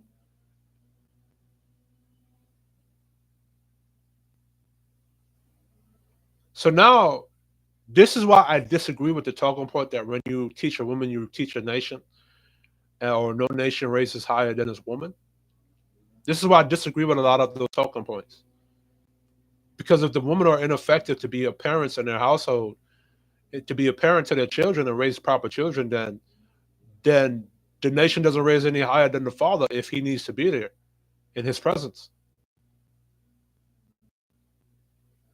And I have to call out the Nation of Islam and a lot of those pro-blacks because a lot of them push that rhetoric because they got it from Africa. And that quote Malcolm X like to speak that a nation, when you teach a man, you teach an individual, but when you teach a woman, you teach a nation. That's an African quote he got from an African scholar in Ghana. And Ghana is a matriarchy. That's where he got that from. And Ghana, which is in West Africa, that was one of the areas where they had the daughters of the slave trade. That's where a lot of the slave trade, that's where a lot of black men or slavery in West Africa, that's where a lot of that slave trade took place, right there, amongst the Ghanaians. But that's where Malcolm X got that quote from. So, anyway. And I wish, I don't know, I think Angry Man, he did something about, he did two shows, I think he did a show yesterday about the matriarchy. And I'm going to do a review on that show. And I'm going to show, and he did something about the hyena client. And I wish he had the video still up so I could then review that video and then I could show some matriarchies on the planet that line up with what with his analogy and do an innovation off of his hyena analogy and create something of myself, right? So let's continue. Being there had no effect on one, her ability to raise the kid, and then for two, how the kid turned out. That shit just makes absolutely no sense to me at all. Okay, well, and then for two, and then act like you not being there had no effect on one, her ability to raise the kid, and then for two, how the kid turned out. That shit just makes absolutely no sense to me at all. Okay, so you're saying that she's not an effective parent? Her ability is her ability. So that means that she's not an effective adult, right? How does she get the ability to go to school? How does she get the ability to go to work? How does she get the ability to be a fully grown adult before a man ever entered her life and got her pregnant? AC Trill, you always talk about great women this and great women that, and a great woman should scare you. How is this a great woman if she's not have the ability to be a parent, regardless if the father's there or not? How does she have the ability to become great? that means that she's really not great.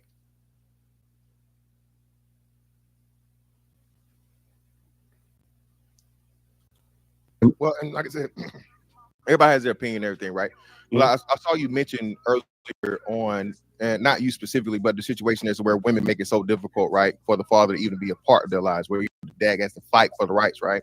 So I like to start from, like you said, inception. So the first most important part of being a mother is choosing a suitable father. Do you agree with that? Yeah. All right.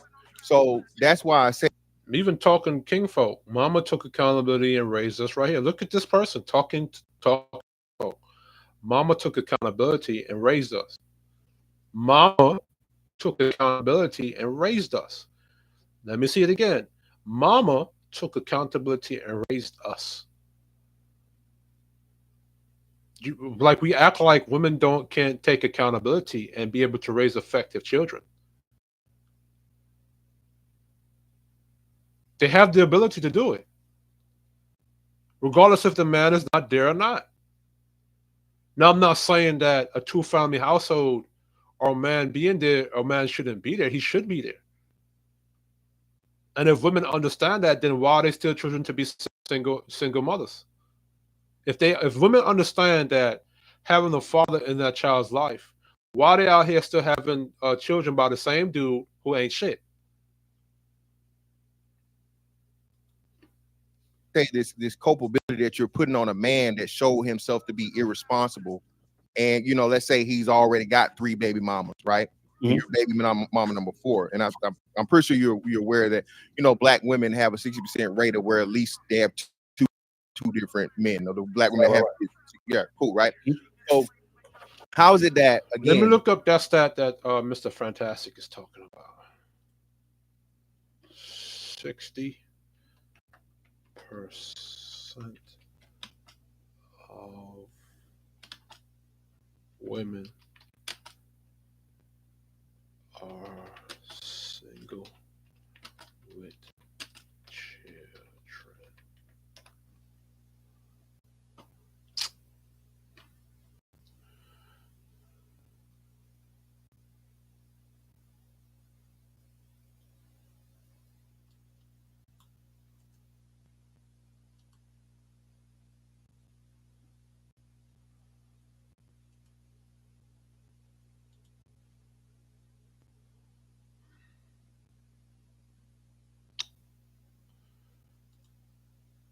I fucking Google sometimes.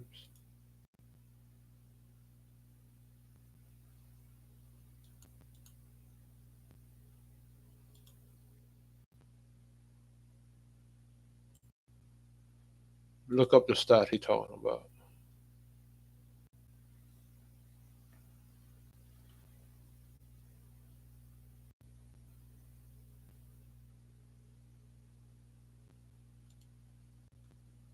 What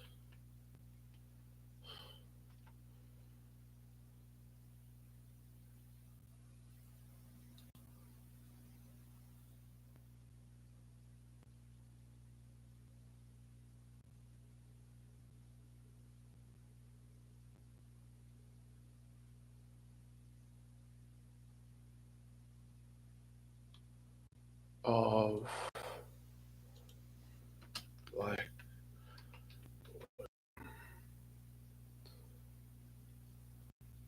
all right, let's share this.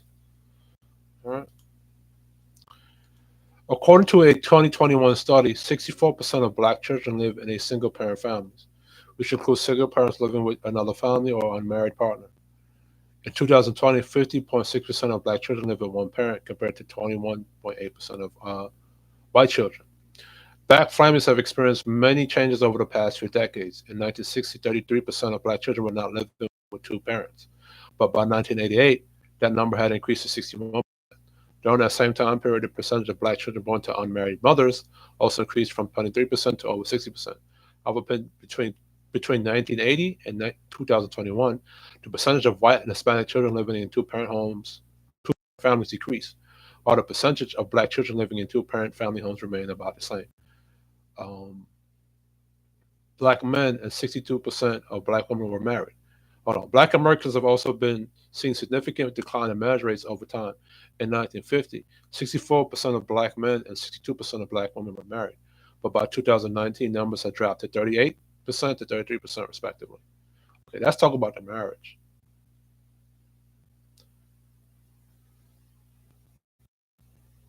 This is Reddit. I don't like going to flipping Reddit. Um,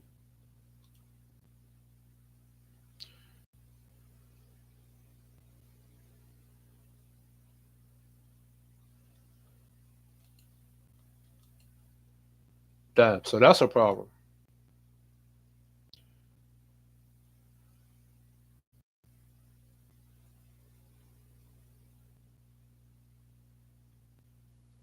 Let's go to Pew Research. We're gonna go to Pew Research right quick. Um, I don't like Reddit because there's too many opinions over there. So look at this one. A record 8% of no, hold on. This is something different. No, that's something different. Um,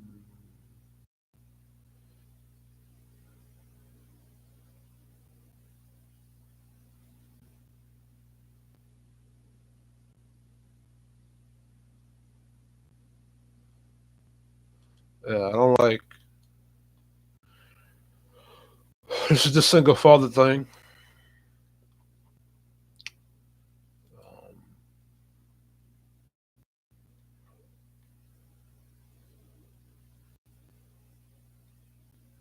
shit. Give me a second. Um,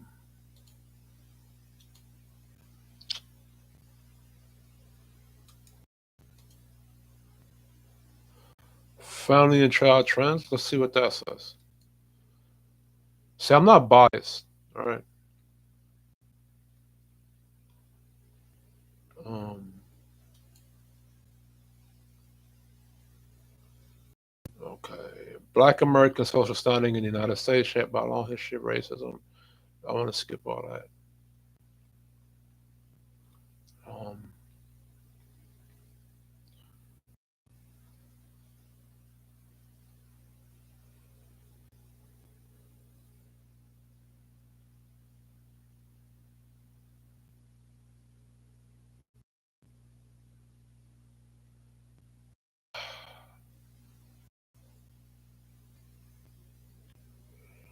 I'm trying to find a stat that Mr. Fantastic talked about.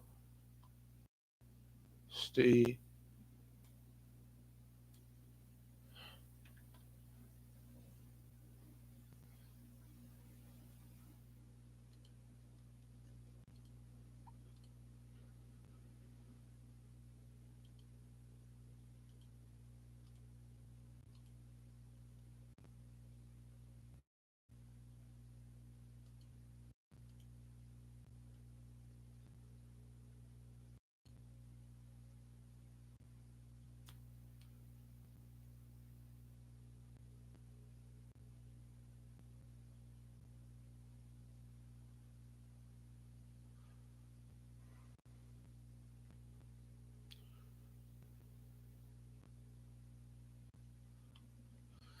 Give me a second. Shit.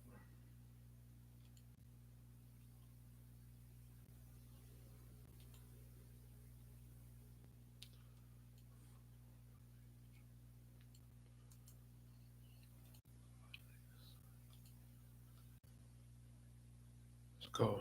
Google.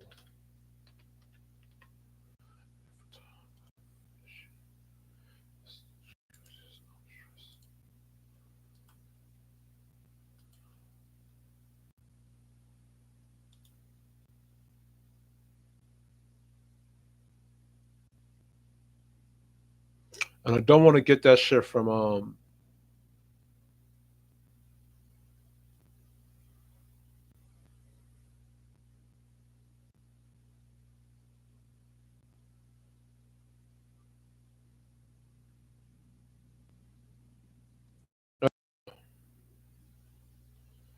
share this. So shout out to black demographics.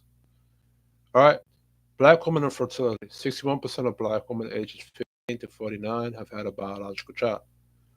Let's go here. Black women who are more likely to have only one child or four or more children than compared to all. Okay, so this is black women. 39% no kids, 17% have one, 20% have two kids, 13% have three, 10% have four. So this is the 10% that have four, right? Black men.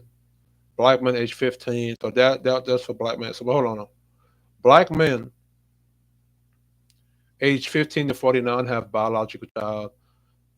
46% of black men are doing that, right? Black men and black women. 61% ages 15 to 40 who had a biological child. Black fathers and mothers who live with their partner at their first child birth, married, or cohabitating, right? 41%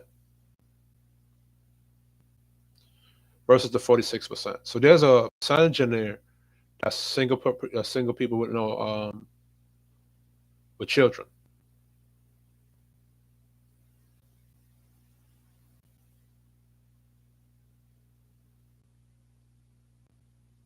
All right, let's see.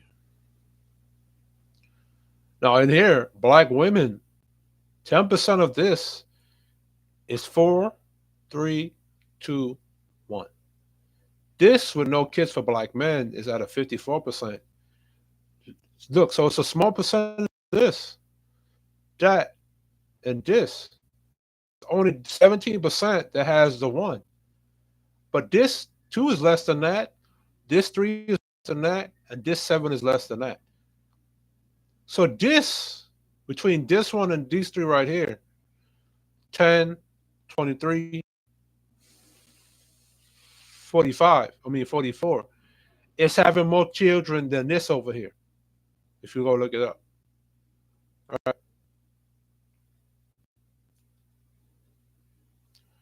Six. Every time you're looking for these stats, it's always an issue. Sure. Anyway, let's go back to the show. I'm gonna look for it. Meanwhile, y'all are watching this. You choose the wrong man to inseminate and impregnate you. Was it that again? You choose who, right? So they have two kids by two different men. Where that black women have a 60% rate of where at least they have two kids by two different men. Or the black women have kids. Yeah, cool, right? So how is it that again you choose the wrong man to inseminate and impregnate you in the first place, right? Now he's already irresponsible. Now, and I agree with you. As a man, hey, you have responsibility. You say, I'm a father myself. Okay, I can. There's nothing in the world, and I actually had to fight for my kids. So I agree with you on those premises. But again, this is why I say where we put all of the onus on the man. And again, the woman started the whole process wrong by choosing the wrong man to have a child by. Right. No. And again, that's pivotal what you just said. You said we put all the onus on the man. But again, when Hemp asked the question, I said both. And he said, you know what, who's more? So again, that's not taking the accountability of a situation. And when you choose to have a kid, There you it are the is. leader of that situation. You got to take the majority of the blame. That's just what it is. And that's not saying that the woman has no accountability at all. Okay, let's go over here. Sure it is. A higher percentage of Hispanic women, regardless of nativity status, 62.4%, and non-Hispanic black women, 61%, had ever had a biological child, followed by non-Hispanic. So let's look up this. All right. Let's look up the national. Let's look up CDC. Oh shit! They're gonna do a PDF. Damn it! They don't even want to load. That bullshit. Um, damn. This shit don't even want to load.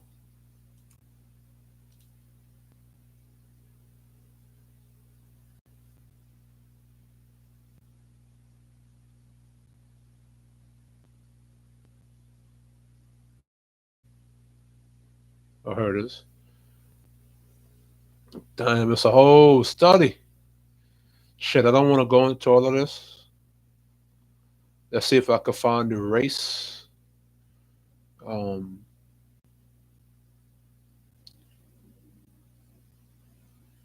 okay, so this is non-Hispanic black. Formerly married, currently married, cohabital status, never married, not cohabiting. So where is the? So this is the age 40 to 49, whoever had a biological child by selected characteristics. All right, so that's probably not what I'm looking for. Shouldn't. Oh shit. Yeah, I don't want to. I don't want to have to go through all of this right here. Married. Okay, so this is right here. Marital or cohabiting status at first birth for women ages 15 to 49. This is non-Hispanic black. With cohabitating union currently are 58.9% never married, not cohabitating. All right. I'd have to go into this research a bit later. All right, some other time. I don't want this to take up the show because that's a lot of reading to go do up there. All right. So let's go back. Let's go back out of this.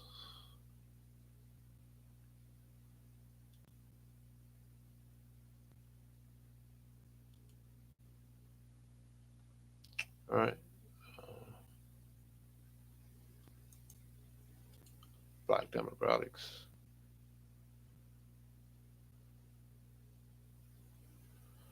Look at that right there.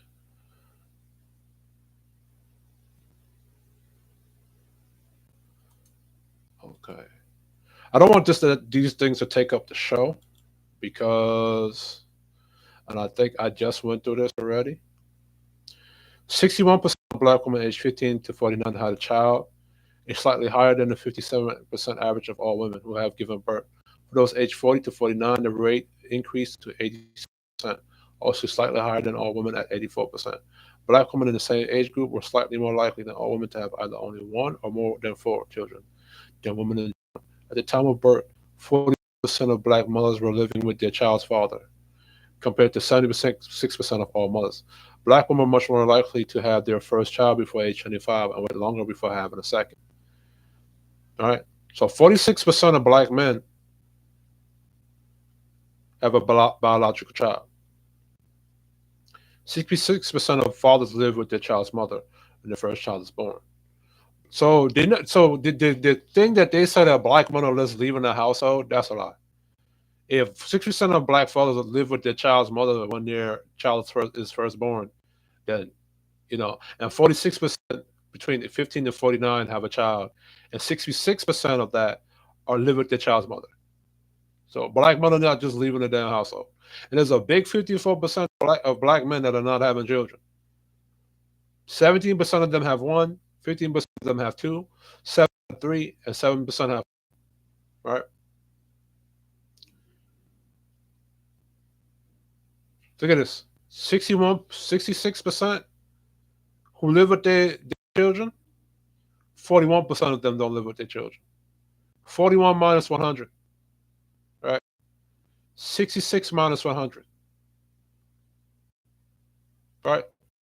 Black women over here with no kids, 70% with one, 21. So this is a bigger numbers of black women having children more than men. Of this percent, there's a big percentage right here, 60%, that are not living with that child's father or cohabitating.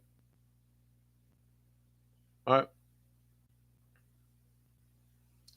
There are 500,000 more married black men than black women.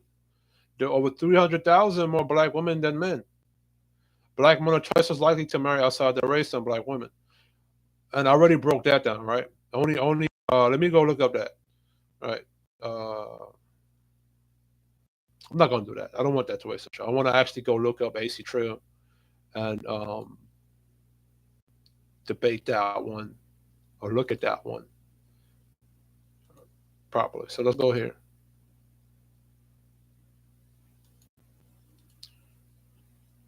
Situation, I would never say that. Hell no. You chose the wrong man, and you definitely played a part in it.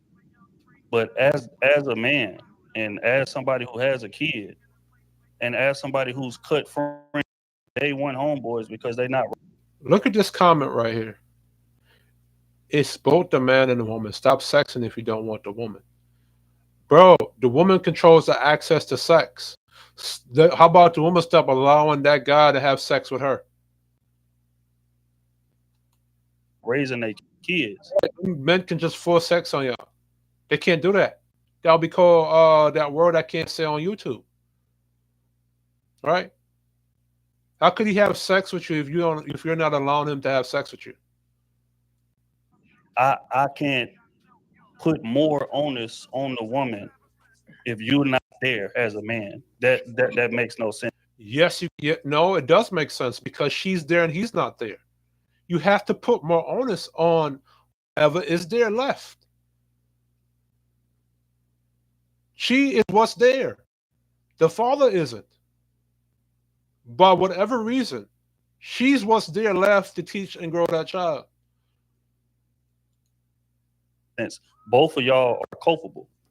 But as a man, when you choose to have that kid, you are not a leader of a situation. And if that situation goes bad, that's a reflection of your leadership, in my opinion. Your Hey, Mr. Sass, can I hop in real quick, brother? Yeah, go ahead. So, first of all, how everybody doing tonight? What's up, Hound? What's up, Trill? Talking to Kingfolk, don't you said no condoms, but why don't you have a choice over your body and nut? That is a good question. It's your body, your choice too, talking to Kingfolk. Why would she say no condoms? And why would she not have a choice to tell this guy not to nut in her? She allowed him to nut in her body. By your logic. Team Fatty again. Why are women having kids by men they don't respect or consider leaders? Thank you. Trill, fantastic. Well, G. And by your logic, talking to Kingfolk, I think it's 54 or 60% of black men wear more condoms than Hispanic and white men. So black men are using condoms at 54 to 60%, while I think Hispanic men use condoms at 44% and white men use condoms at, I think, 50%. So black men beat the other groups of men when it comes to condom usage. Talking to Kingfolk. And talking Kingfolk, don't you not have a responsibility with your body? To because they have female condoms too, and they got more birth controls for y'all than they do for men. So you have a responsibility to your body. We're not saying that the man shouldn't wear condoms or anything like that. He should. But we've been talking to men, to black men a lot for the past 60 years, and they've done a good job of stepping up their game. You know who hasn't stepped up their game? Black women, like talking to Kingfolk. Black men have stepped up their game. You guys still choose dumbass niggas to get pregnant by. As Fatty said, you guys keep picking leaders that you don't respect or you don't like to get you pregnant. Because that is the game that's being run in the black community. Black women don't go out there and they don't pick the brothers who are about their business and who are responsible with themselves because they know that they have to actually play the game the right way and earn that man's last name and be married to that guy, right? They have to put in the work to get a baby from that dude. So they go pick weak niggas to get them pregnant with the intentions of getting child support and child secure and WIC and EBT. That's the game. So that's why black women who speak like talking to Kingfolk will pick women that will pick a guy, like as Fatty says, will pick a guy which they don't respect or consider to be leaders. They pick the weak dudes because that's the dudes that they can manipulate to get them pregnant so they can use that baby to get EBT and welfare in low-income housing and get project housing. That's what's happening. And that's the game that's being ran in the black community. And the majority of black men, or in general black men, get blamed for the minority of black men that are doing the madness. Get straight to it. I didn't agree with much of what you had to say at all. Especially when it comes to, got my notes. We're gonna start off with this leadership thing. As a man that was in the military for 15 years, Life Fantastic was in 20 for 20. I've taken 2 6-week leadership courses. I understand leadership. I led men and women of all ages from 18 to 30 something. Look at Double R Films. He took notes and he put a rainbow flag. So I'm gonna ask you a question. By that logic, white men and your presidents who also take notes and debate, are they gay?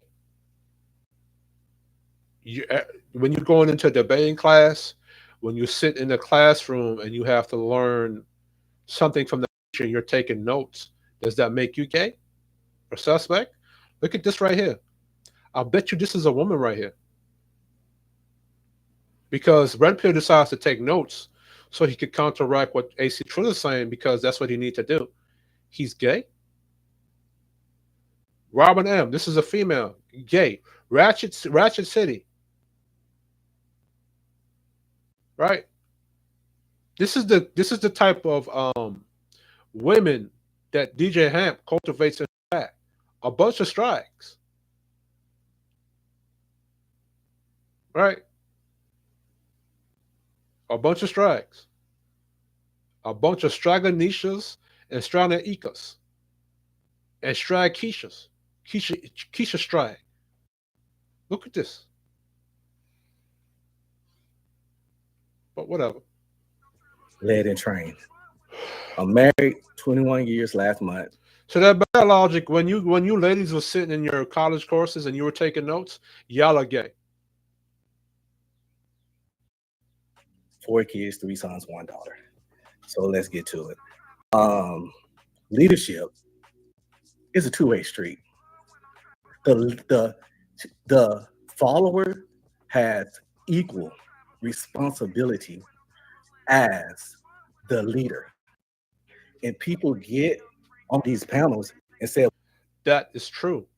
Yes, the head of the house, he's providing the house, he's providing the structure, he's providing this and that. But the follower, her job or the follower's job is to make use of what that man is to follow that man's instructions, submit to that man, and make use of what that man provides to her. Right? A house, right? Or else a man can just operate an island by himself.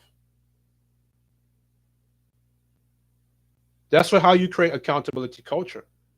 The follower has to hold himself accountable to that leader, and the leader has to hold himself accountable to himself and what he provides.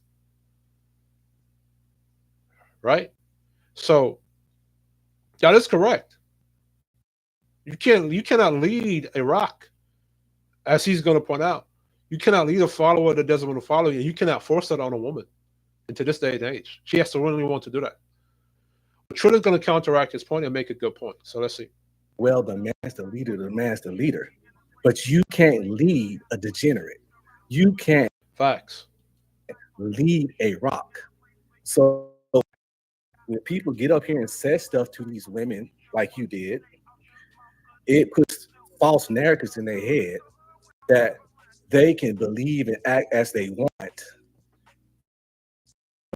Man, because he can. Look right here. Is he crying? Wow. Is he nervous?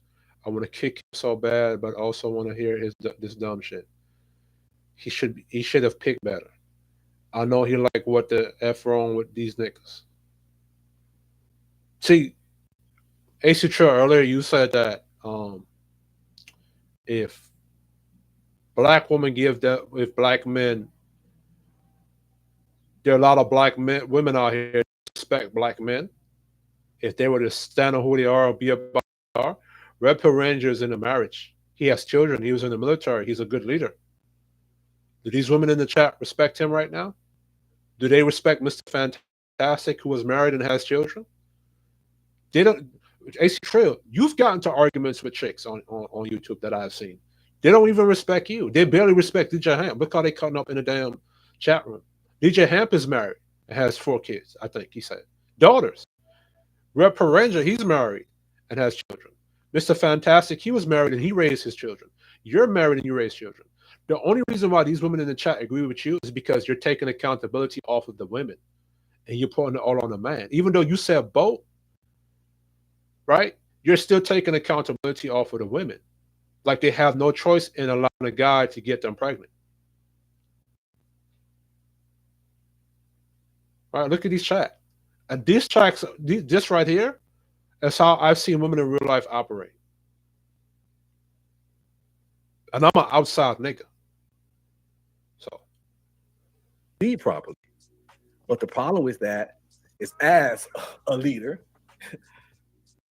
like an official leader that understands leadership because it had to save lives. Right. Leadership is simply a two-way street. Mm. You, as a staff sergeant in the Army, if the PLC just refuse to lead, refuse to follow, it's not a lot you can do unless you can physically. You could. now there's something he could do. This is why I'm a whole, because I hold both sides accountable. There's something he could do, right? He could kick that PFC out. He can charge. He could dismiss her from the from his group or whatsoever. But guess what? In outside of the military, in a relationship, you cannot force a woman to do anything. She has to choose of her own to either dismiss herself from the situation she doesn't like, or choose to stay in that situation she doesn't like or does like. Right? So that's the only thing a man could do, really, is to dismiss that chick or stop talking to that chick or break up with that chick if she doesn't want to listen to you. But she has to make that choice. She has to make that choice. My thing is, why would a woman choose to be in a relationship with a guy she doesn't want to listen to? How did you choose that? You know you didn't want to listen to him. You didn't respect him. Why did you choose to be there? Yeah, if you can't beat these women into submission. You can't make them do something. If they don't want to follow, you could be the best leader in the world. He is absolutely correct. You cannot beat or force a woman into submission. God can't even do that. You have to submit of your own free will. Right. But if a woman don't want to follow, and she just set on not following a man, that's nothing you can do. So the whole, well, you the leader, you the leader, you the leader. Well, she's the follower, and they both have equal responsibility. Right. Also, Wait. Let's work our way down one at a time. You said you was a leader in the military, right? Yeah, and my family. Did you get to pick your following? Did you get the troops that you was in charge of one by one? Did you get to pick who enrolled? Nope. So again, that it's hard for me to see the translation for that. Hold on, AC Trill. When those people chose to enroll, because remember, those people chose to enroll into that military. The military didn't force them to. Those people had to go to the recruiting office, like the Marines or the Army, and an Army recruiter or that Marine recruiter told them what they needed to do to pass the boot camp. What did they need to do to qualify to be in the Marines or the Army or the Navy, and what they needed to do to qualify to get there. So no, the Marines and the military didn't force them to be there. Those people had to choose to volunteer to be part of that military or the Marines, right? And they had to go to boot camp. They had to go to boot camp. Before they even get assigned to a platoon or to a sergeant, they had to go through a drill instructor. They had to choose to stay there with the drill instructor and get trained by that drill instructor. They voluntarily signed up for that. So if women don't, so if women know, so while women signing up or volunteering to be part of dudes, a man's leadership that's ineffective. And going to relationships, because again, these same men, you say you're a red pill ranger, right? Yep. These same men say that men control access to relationships, women control access to sex, no? Yep. Okay, so if you control access to relationships, that would mean that you chose this woman who was incapable of following, right? And if you went about, wait. And if you went about this the way that a lot of people from the community say that you should, or say that men are masterful or skilled in doing, then you would have come across the fact that, hey, this woman struggles to follow leadership. So Hold on. But that same logic applies to women. Yes, men control the access to relationship, but just like a woman is going to vet a job before she chooses to work there, just like she's going to vet, say she's going to become wants to become a HVAC technician, or she wants to become she wants to go braid hair. I forgot what you call that, the cosmetology people, or she wants to go become we go to college. She's going to vet that college. She's going to do her research. She's going to do her homework before she chooses to be in a relationship with that man, or she chooses to go to that college, or she chooses to work at this job. So the vetting is still on the woman to choose if this is the type of guy she wants to be in a relationship to, or wants to get access of a relation to. I would ask, since you chose her, how the hell did she skirt by? Yeah, but AC Trill, you're making it sound as if when a man chooses a woman, all control and choices and free will is taken from her. I could choose a woman all day, but she has to still choose to follow me back. And most men are telling these women what type of chick they're looking for to be in a relationship. So that very day one, this woman knew she didn't qualify to be in a relationship with that guy based upon the standard he set out. So if she knew she didn't qualify, why did she choose to lie or still choose to submit to that man and she knows she didn't qualify? If I want to go get CDL training, right? They're going to tell me I need 3 years of driving experiences, 3 years of driving experiences before they hire me. I can't complain and say y'all guys are insecure because you need 3 years of driving experiences. Either I dismiss myself from that table, go get my 3 years of driving experience, come back so I could qualify to get my CDL training and license. But that's not what these women are doing.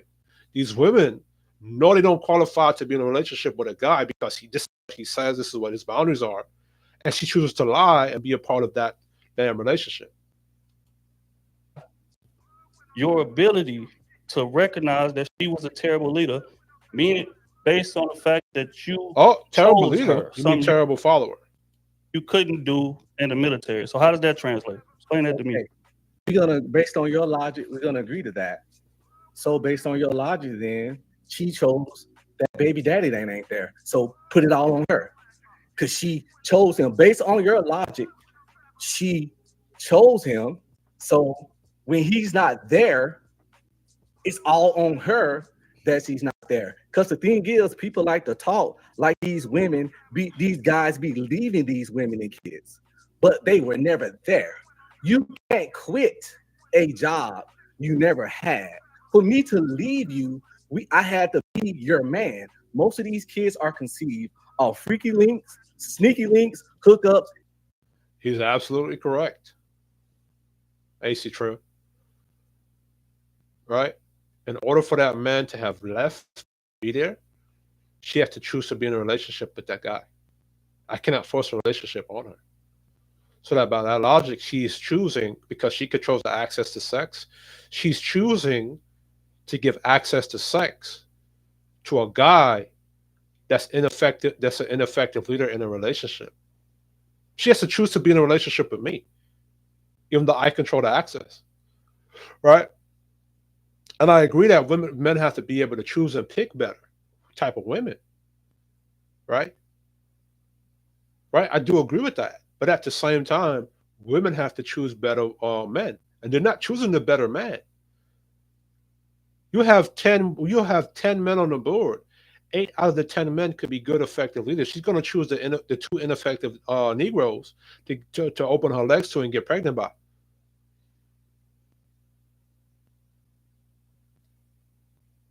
So, and Red Parenger's right. She's not choosing to be in a relationship with stand-up dudes to get pregnant by. She's getting pregnant by a sneaky link, dysfunctional Ray Ray down the block, dysfunctional Pookie Dookie upstairs in apartment 1A. Right? In situationships, You can't quit a job you never had. Like that's like I can't get, and like when Fantastic was saying, food ain't there. If I'm on vacation for 2 weeks and something happened, you can't give me for that failed task when I wasn't even in the doggone building. Hold on, And wait, again, you want wait. So you're saying that you're the leader over the people who was in the building, and then you left for 2 months or I'm on 2 weeks? vacation. I'm on vacation and something happened, Right. but I'm responsible for what happened. I'm not even there. Yes, because you're responsible for training your following, right? See, while Red Pill Ranger the leader was there, the house was in order, meaning that he was training those people what to do and how to operate while he was there. Right? Bosses do this all the time. I don't know, AC Trill noticed because you work in corporate America. I think you said you was an accountant or something. I don't remember. You could correct me if I'm wrong. But so have I. There are a lot of times when the boss has stepped on vacation and then he'll leave or he'll delegate that leadership to the manager, whoever's there. And he trained up those managers on what to do and what not to do and how to operate. That manager cannot then blame the boss on why things went bad because the boss trained you. As a matter of fact, you get on the job training. You get trained before they bring you on board. So the employees already know what they're supposed to be doing. So there's no excuses for them to fuck up. So when you take that to in the context of a relationship, that adult female already knows that she's supposed to raise a child correctly, that she's supposed to provide certain things for that child correctly, that she's supposed to provide that child nutrients, education, right? Uh, Food, education, and the essentials, the basics. She knows this because she's an adult. She's a parent. She's a parent. So just because the father isn't there doesn't mean it takes away the responsibility of that child, of that mother from raising that child. So if something goes wrong and your following is responsible, That's not you how ought to leadership be works. held No, because that following chose not to follow my instructions or operate the way I told her to operate or train. accountable. No, You will not get fired if you're on vacation and the person there dropped the ball. You just won't. you talking about a job. I'm talking won't- about leadership in general. If That- I'm in charge of training somebody, let's say, for instance, right, football, like we talked about earlier, right? Let's say I'm Yeah, you know what's so fucked up? When I was working at a security job, right? I wasn't there that day. I took vacation, right? And one of the field supervisors that was on site, while she was on site, the security guards that was working for her, there was somebody that breached the gate. They did not fire the field supervisor. They fired the SO or the security officer. But the leadership, the supervisor, was there. Or I think she was the account manager. I forgot what the term they use it for that. But the FS was there on site when the individual breached the gate. But instead of firing the FS, they fired the security officer. So y'all got to explain that to me. the receivers coach per se, and my job is to teach these guys how to run routes, teach these guys how to catch the ball. If we show up to game day and they are running the wrong routes and they are dropping the damn ball, that is on me for not preparing them to handle what I knew was coming. We all don't work jobs. We know people take PTOs and vacations and things of that nature, right? But when you're in a leadership position that you claim to be, But you it is saying your job to prepare your following for that inevitable break or vacation or absence that's coming. And if they drop the ball while you're gone, that is a reflection of your leader. No, that is a reflection of that person's inability to follow the instructions of that leader. Because as Red Pill Ranger said, he has a family, he has children, and he's been led in the military. Give you instructions, and I give you the onboard training, and you choose not to do the opposite of how I trained you. You cannot then turn around and blame the manager. You have to take accountability on yourself as why you didn't apply the knowledge I gave you. Leadership. And what you saying is right, but what if you never trained them? And that's my point. A lot of these guys, these women get pregnant by guys that was never there. So they taking the blame, but they was never there. They was never in a committed relationship with this guy. He taught her nothing because all he did was come over after the club at 3 and hit. But then her failure is on him. When they never had nothing, he was never there. He wasn't at the job. He never trained. But some kind of way, he responsible for the bad stuff she do with the kid. I want to look at Talking Kingfo. Rampure Ranger is down bad. He is a wig wearing bandit. Did he got him? AC Trill. This is how black women.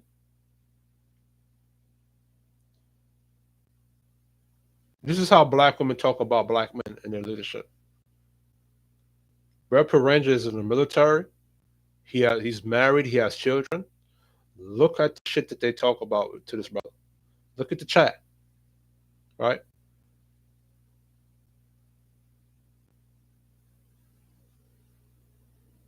Look how they're disrespecting the brother. And the thing is, both of you are correct. It's not an either or. Both AC Trill and Red Pill Ranger are correct. Yes, the man has to lead and pick effective followers. But at the same time, the women have to pick effective leaders. You can't force one on the other. You can't force leadership on a woman that doesn't follow you, and a woman cannot force a man to lead her that doesn't want to lead her or was never there to lead her in the first place. It's the responsibility of a man to pick the proper woman for a relationship, and it's the responsibility of to pick a proper man to have sex with and get pregnant by. Both of them are correct. The thing is, we've been telling black men for half a century, more than half a century and 2 decades, that's 70 years. And black men have stepped their game up, yet black women choose not to step their game up. They still choose to date the wrong people and get pregnant by the wrong people. Again, They sleeping with strangers, just bro. so I'm clear. Just so I'm clear, just real quick, because maybe I could be missing something, especially in this baby daddy thing. So you went over there at 3 a.m., 4 a.m. Did you get tied up and threw in the back of a van to get transported there? Nope. When you got to the house, did she tie you up to the bed and just take it from you, or like how was it like throughout this whole process? Because again, this is like a multi-layered process. Oh, so you trail by that logic that applies to the women too, right? When he went on that process to go over to that woman's house, he was gonna not wear a condom to sleep with her. Did he force her to have sex with him?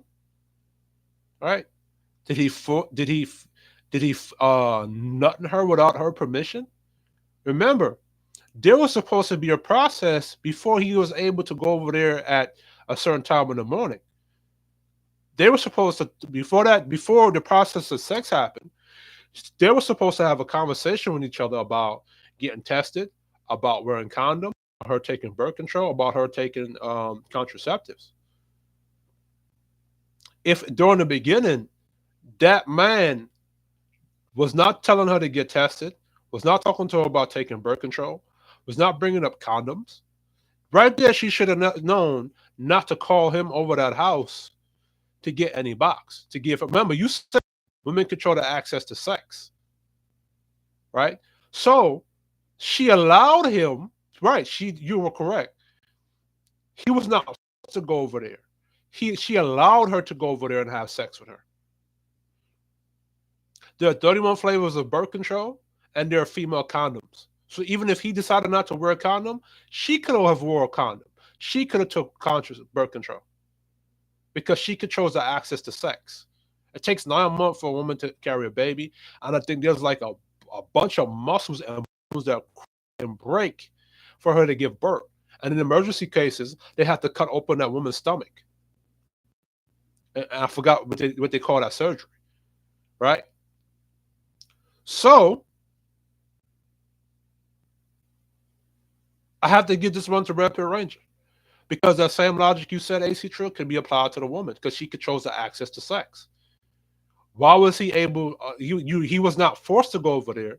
He was allowed to go over there, and she allowed him to go over there and nut in her raw without having a discussion with him about condoms, her running contraceptives, getting tested for STDs. They didn't have that safe sex conversation. That should have told her not if she can allow him to have sex with her or not. By your logic, AC Trill. You know, again, a lot all men, well, I ain't gonna say all men, a lot of men done been there. This is a multi-layered process. It is a text message that's sent from at the end of the club. She responding to the text, you calling her on the way home, on the way to the spot. It was to account to Christopher J. In order to impregnate that woman, since she controls the access to sex, why does she allow a man who could not lead her to impregnate her? Right? As again, you said there was a multi-layered text happening. The guy wasn't texting himself. The guy was texting the person that controls the access to the box. And while he was texting her, she didn't text him to ask him, hey, do you have any condoms? Hey, should I wear any birth control? Hey, should I put on any contraceptives to get tested? Her body, her choice, her box, her choice. She chose the access to sex. So while in the process of them texting back with each other, she should have asked, hey, do you have any condoms? No, but she allowed him during that texting process, allowed her to go over there and nut in her. Let's go.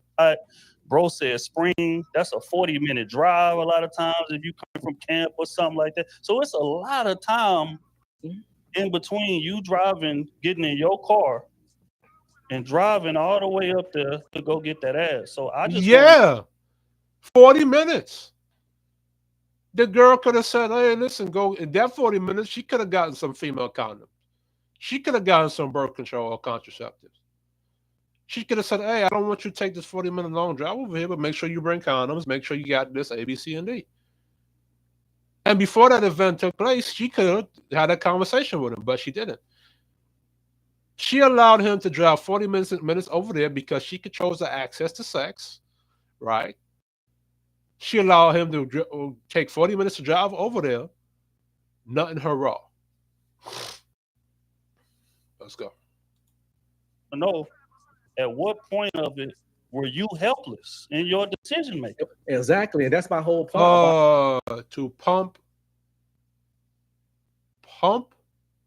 sand a bump.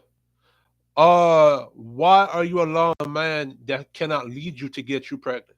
Remember, you ladies, the only way for him to get you pregnant is if you gave him access to sex. He controls the access to relationship. You guys control the access to sex. So you allowed him to nut until you're pregnant. A lot of guys you didn't know to nut until you're pregnant. If you didn't know, if he didn't know you, you didn't know her. I mean, if he didn't know you, you didn't know him. If he didn't know her didn't know him. Okay. About the narrative that you push. At what point was she helpless in her decision making? No, she wasn't helpless. And again, I think right, so why you take accountability off them all the time? She chose to fuck a dude. The moment you sleep with a guy that's not your husband, you chose to be a single mother. Exactly. She controls the access to box. So she allowed the dude to nut up in her raw. She allowed an irresponsible dude to nut up in her raw. And I just showed you the stats. There's a high percentage of black men not having kids, and there's only 7% of the black men who are having 4 or more children. So it's 7%. It's 7% versus the 13% of women who are having 4 or more children. So it's not the majority of black men out here getting chicks pregnant. It's a very lowest percentage. No, again, I think the moment you sleep with a man that's not your husband, you know we know baby's made. Right. Not saying you're gonna get pregnant, but the moment you sleep with a man, you're not in a committed Right. relationship with. Women should know how babies are made because they're the one who are going to get pregnant for 9 months and deal with that pain. And when we talk to women about accountability, it's like we're taking the accountability off the man. We're not. We're holding both the men and the women accountable. Right? You cannot always blame the leadership if you're not willing to follow that leadership. And since you don't know how babies are made, this woman is an adult. She definitely know how babies is made because that baby is going to be growing in her stomach for 9 months. And when she gives birth, she's going to go through a lot of pain. There's going to be a lot of bones and muscle that break in order for her to give birth to that baby. She could die in that process. Women know how babies are born too. But they take a big risk. And the reason why it's not a risk is because if they give a baby by a dude that ain't shit, she could always use the government to put him on child support, or she could get child care, WIC, EBT, and etc.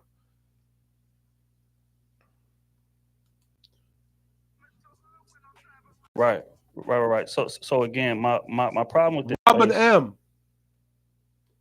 I hate when women do this.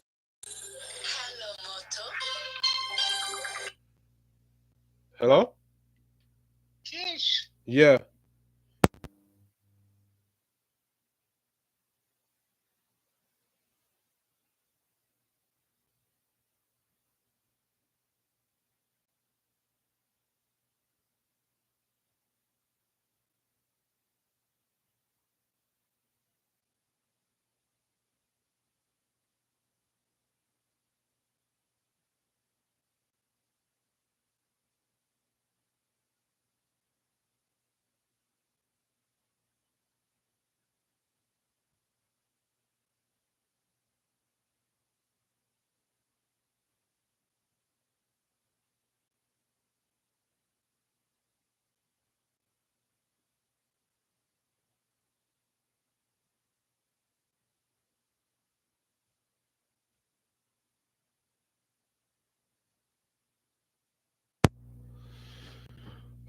Robin M.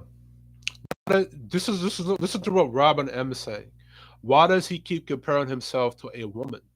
Holding a woman accountable is not comparing himself to a woman. And by you saying that, Robin M, you expose yourself. You expose yourself that women are irresponsible people. Right? You're exposing yourself that women are not responsible for themselves. They're not responsible with their box, and they just choose any type of dude to get pregnant by. That's what you expose yourself with that comment, Robin M. Why does he keep comparing himself to a woman? Hold a woman accountable is comparing yourself to a woman?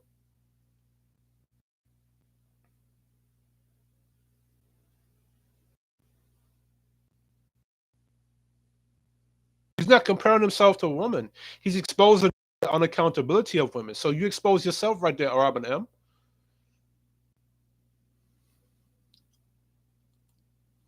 is that a lot of times we talk in extremes. That's If you're reality. listening to what we moderate. That's not that. You gotta let them finish. Yeah, but AC Trill, you brought up an extreme. Right? The majority of dudes, of black men, are not out here getting women pregnant. The stats show you that.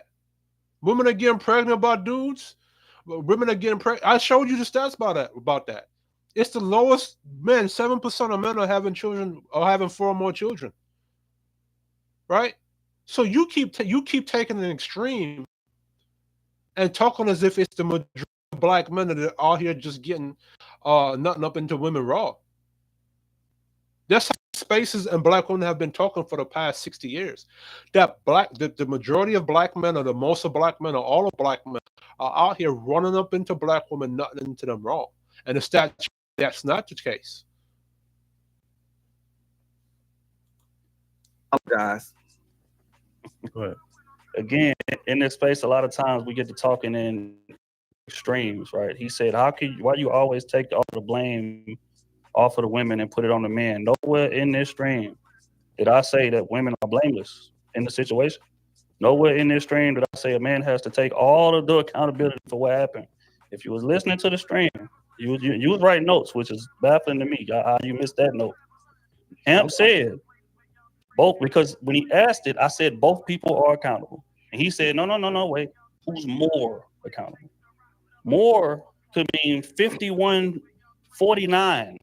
But Yeah, I'm saying, but AC Trill, now you're doing what the women do. Right? You're doing what the women do. You didn't say the 51, 49. Have asked you if it's more or if it's some, and you said more. You didn't give 51, 49 in the beginning. You didn't lead with that. Now you're adding it in there. So that's how the women are. If you tell women, you know, or if you could use to say, if you say there are women out here that are cheating on their husbands, A, B, C, and D, and you ask them, is it more or is it some? The women are gonna say, well, it ain't me on the panel, or it's not me. Or the women that I know, they're not doing that. See what I'm saying? So you're doing the same thing. Well, you're saying that you're not adding 50 or 41% or 49%. That's not how you led with it. You didn't lead that way. Ham asked you more, was it some? You said more. Now you're saying more could be 51% or 49. You should have said that when Ham asked you that question.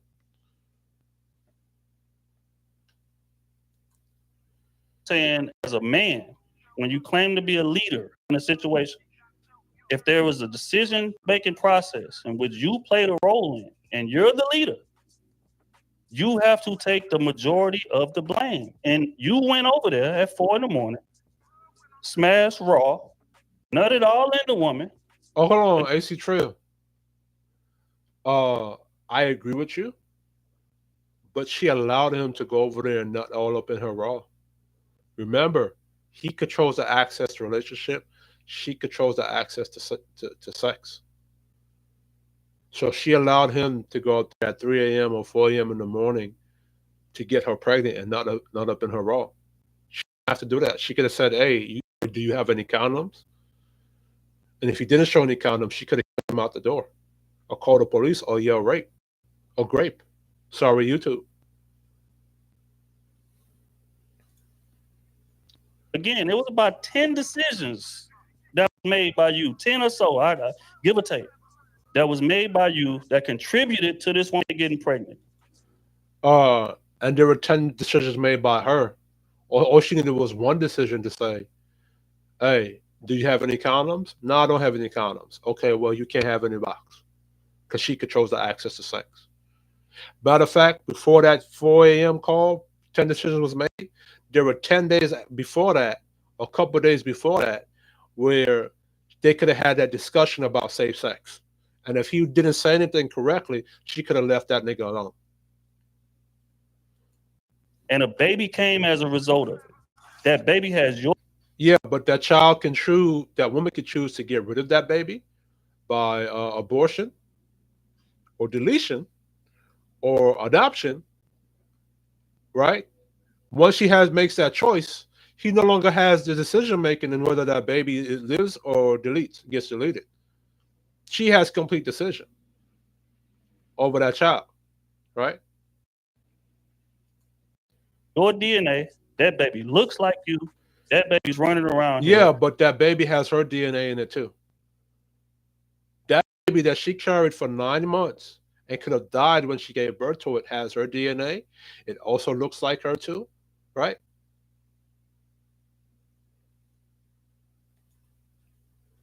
And you're sitting up here trying to make me, or trying to validate the fact that you are not in that baby's life, even though you made 10 to 12 decisions in the process of getting the baby here. Hyena. Yeah, but she has the biggest decision to make because she has to carry that baby for 9 months and she can almost lose her life in the process of giving birth to that baby. She also had them say decisions to make. the hell does that make sense at all to you, bro? How he gonna be in the baby life if he wasn't even in the woman's life? He was just in between her legs. Yeah. Yeah.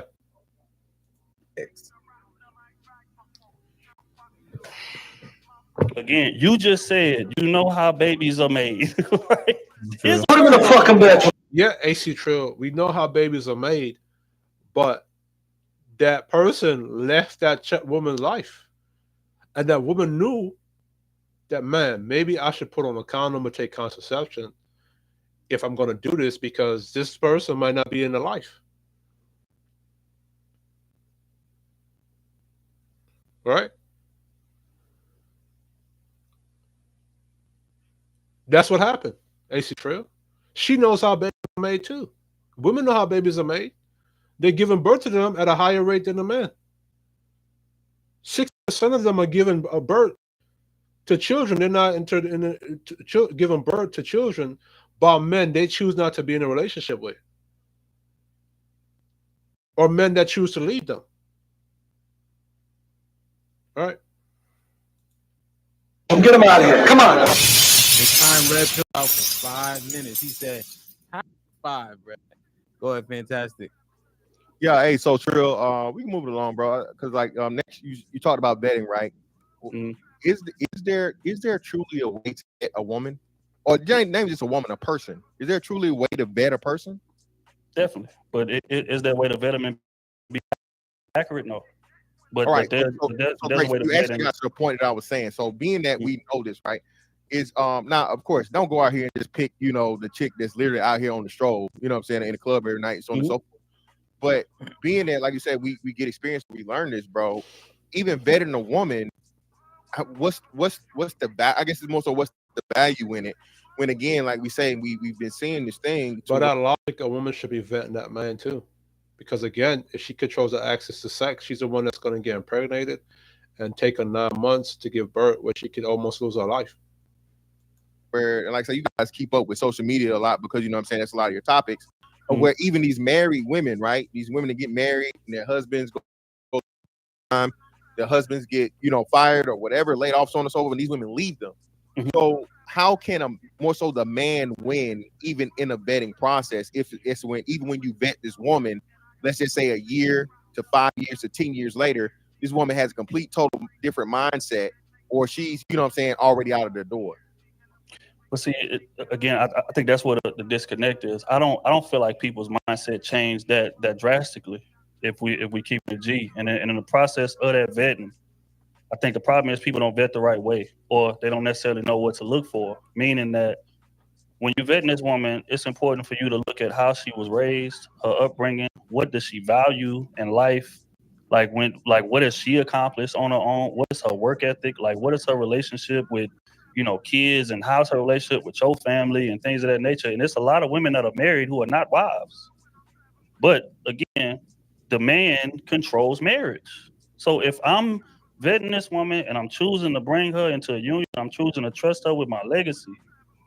If the relationship goes bad, I got to take accountability for that because I'm the one that chose her. I clearly didn't vet her properly. It's a lot of men out here just but because I'm the one that chose her. She didn't choose him properly.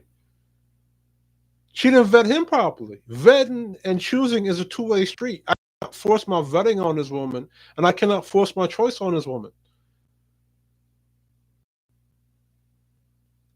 Clearly didn't vet her properly. It's a lot of men out here, just like Bro said earlier. As long as she got a pretty face, I'll bring her in and I'll take care of her. I ain't worried about her money. I'll take care of her, this, that, and the third. No. That's part of the problem right there. You marrying a motherfucker just because she got a pretty face. I don't think that's a lot of men, AC Trill. What, like Gigi Ham said, is that most or is that some? Relationship with you. And I don't think and then she doesn't have. I'm gonna give a percentage of black men that are solid that are out here. I'm gonna say around 10 to 15 to maybe 20% of the brothers out here are on demon time. They're irresponsible. They ain't about their business. I think 80% of, I think the 80, maybe 70 to 80% of the brothers are out here that are responsible and are solid.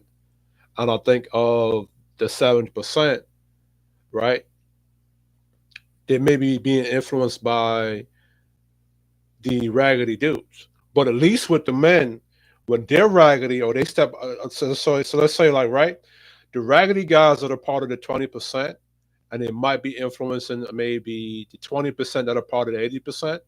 At least when they fuck up or they do something bad, they're gonna get punished and they're gonna be consequences for their fuck up. When it comes to the women, it's not the same. It doesn't work that way for them. When the women fucked up, they get saved. When the 20% of men who are raggedy or irresponsible, right, right, fuck up and become irresponsible, there's consequences and their punishment. So they're forced to be held accountable. Women are not. A relationship in 2 or 3 years, she should have never been married to begin with. She'd been a sack chaser when you met her. But again, some that we don't speak to is that a lot of men target the wrong type of women simply based on how they look, and that's the problem. When you vetting these women, they got to be more than that. I And want a to lot get of to niggas don't Spatty. know how to vet because a lot of men don't even have experience with enough women to know how to vet. Okay. So I guess it's a 2-part question. I'm glad you said the last part. Okay, so first off, okay, so by the numbers, by the stats, and by the data. Of course, Red Pill Ranger is not a good part to a lot of you dudes because he's holding women accountable. And that's the problem in black culture. As the head of your household, you're supposed to hold women accountable to something. You're supposed to check them out of line. So of course, and I think that's how the matriarchy has fucked up black men, because when you have women in your community that every time they mess up or they do something wrong, instead of them being held accountable and getting punished and their consequences that they have to deal with, they get rewarded for their fuck ups. They get rewarded for their mishaps. They get rewarded for being ratchets. They get rewarded for being strags. Right? So now, when you're holding women accountable to something, as a man in his house or the head of his community is supposed to be doing, because that's part of leadership, right? Now that the men are doing it now, they sound weak or they sound like it's a bad conversation or they sound foreign.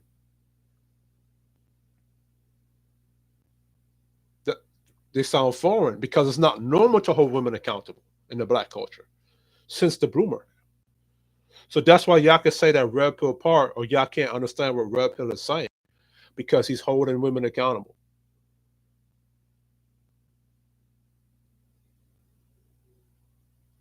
The only reason why they're saying AC Trill is running because the women don't have to be held accountable for nothing. And to the women, if y'all agree that y'all don't have to be held accountable for anything, that means that you're reckless with your box. You can't control your sexuality. You don't know how to vet a man properly. You don't know how to hold yourself accountable so you're not getting pregnant by random dudes. And see, here's where I agree with AC Trill. I agree with AC Trill that a man should hold himself accountable and responsible.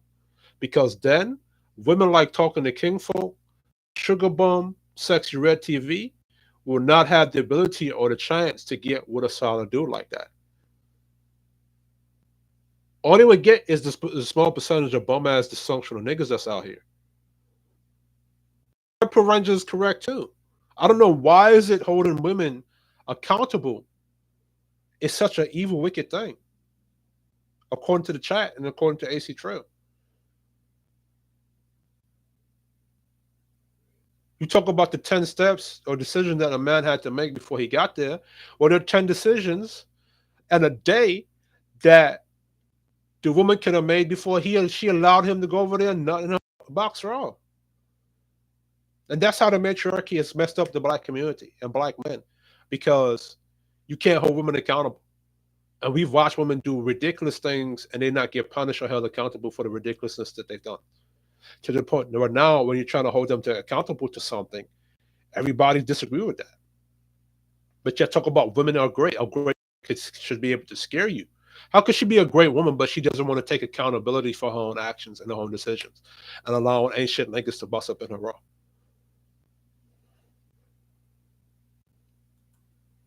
That means no man knows how to bet, because again, women are divorcing at a 70% rate, right? So that I'll find that. I think you find that highly, highly unlikely. I know. Hold on, bro.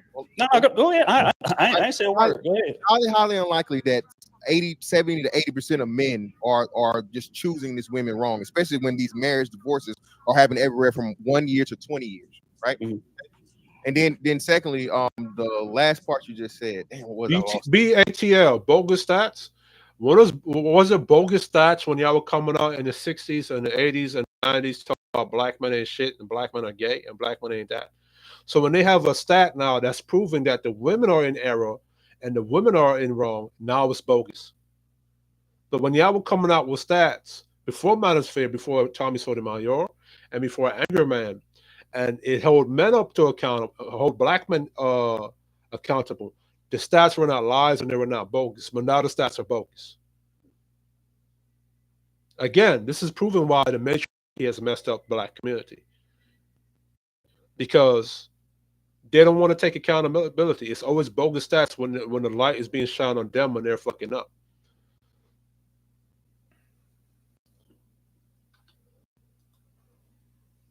Shit, what did you just say? What was the One last thing thing? at a time, though. One thing at a time, though, G. All right, go ahead. You got it, man. Go So ahead, again, that number has always rubbed me the wrong way.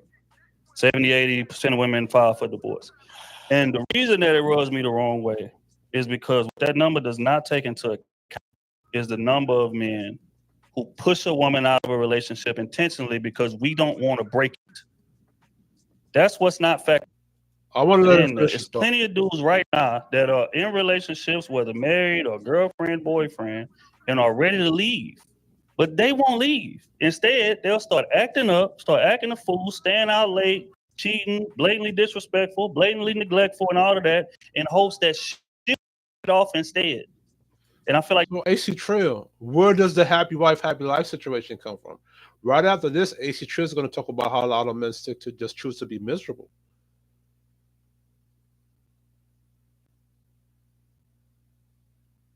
Right? So that means so where does the happy wife, happy life one come from? And what percentage of those men are forcing those women out? Is it the majority of the 80% or is it a small minority? Hold on, let me look up something for AC Trail in case you ever watch this. 70% of lesbian couples divorce.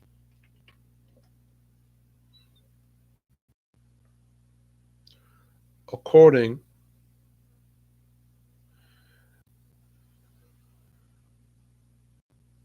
look at this. Oh, this is Reddit. I don't want to look at Reddit.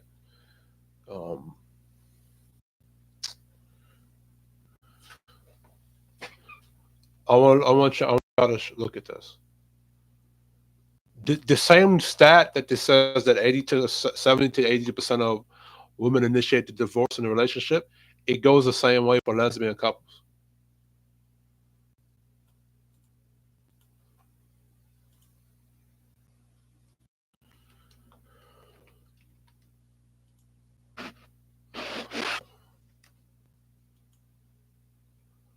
Oh my goodness.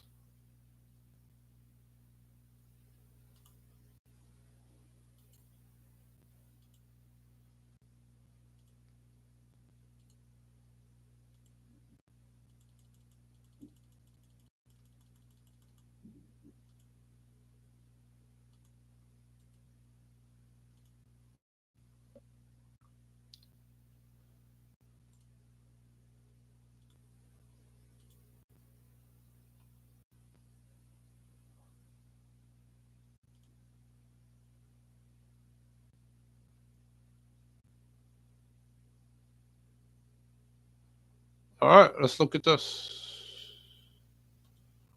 Divorce rate higher for lesbian than gay men. When couples in the Texas LGBT community marry, they are not thinking of the end that union. However, they might be interested in the rates of divorce for LGBT couples and what data focuses on same-sex couples in England, Wales, and Scotland has found. According to the data from the Office of National Statistics in 2019, 56% of same-sex marriages between women However, the divorce rate for lesbians was much higher, with 72% of same-sex divorces in 2019 coming from lesbian couples, about 3 times higher than gay male couples. The lesbian divorce rate was 78% in 2016, 74% in 2017, and 75% in 2018.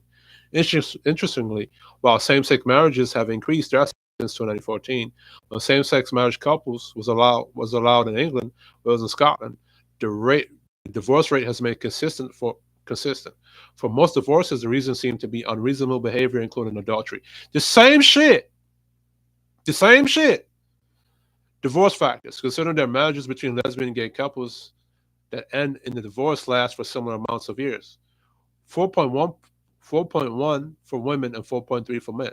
It is important to consider that the factors that lead to higher rates in dissolution of marriages for lesbians, according to one family law professional, the factors that lead lesbians to divorce are the same ones that lead women to in heterosexual marriage to petition for divorce at a rate about twice as high as men. These factors include feeling ignored in a marriage, unequal relationship with one partner pulling the weight in the marriage, adultery, domestic violence. Same shit. Same thing. Right? One partner pulling the weight in the marriage. That can mean anything. What does that mean?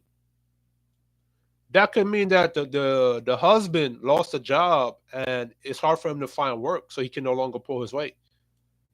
Right? Feeling ignored in a marriage, what does that mean? What does feeling ignored mean? What are you doing for him to ignore you? Right? Adultery.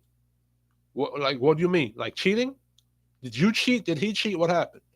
Domestic violence. Nowadays, because of the Duluth model, if I raise my voice in the house, that's considered abuse. If you go to put your hands on me and I just move your hand out the way so you can't put your hands on me, that's considered abuse according to the Duluth model. The Duluth model. Right? So let's go back to AC Trill.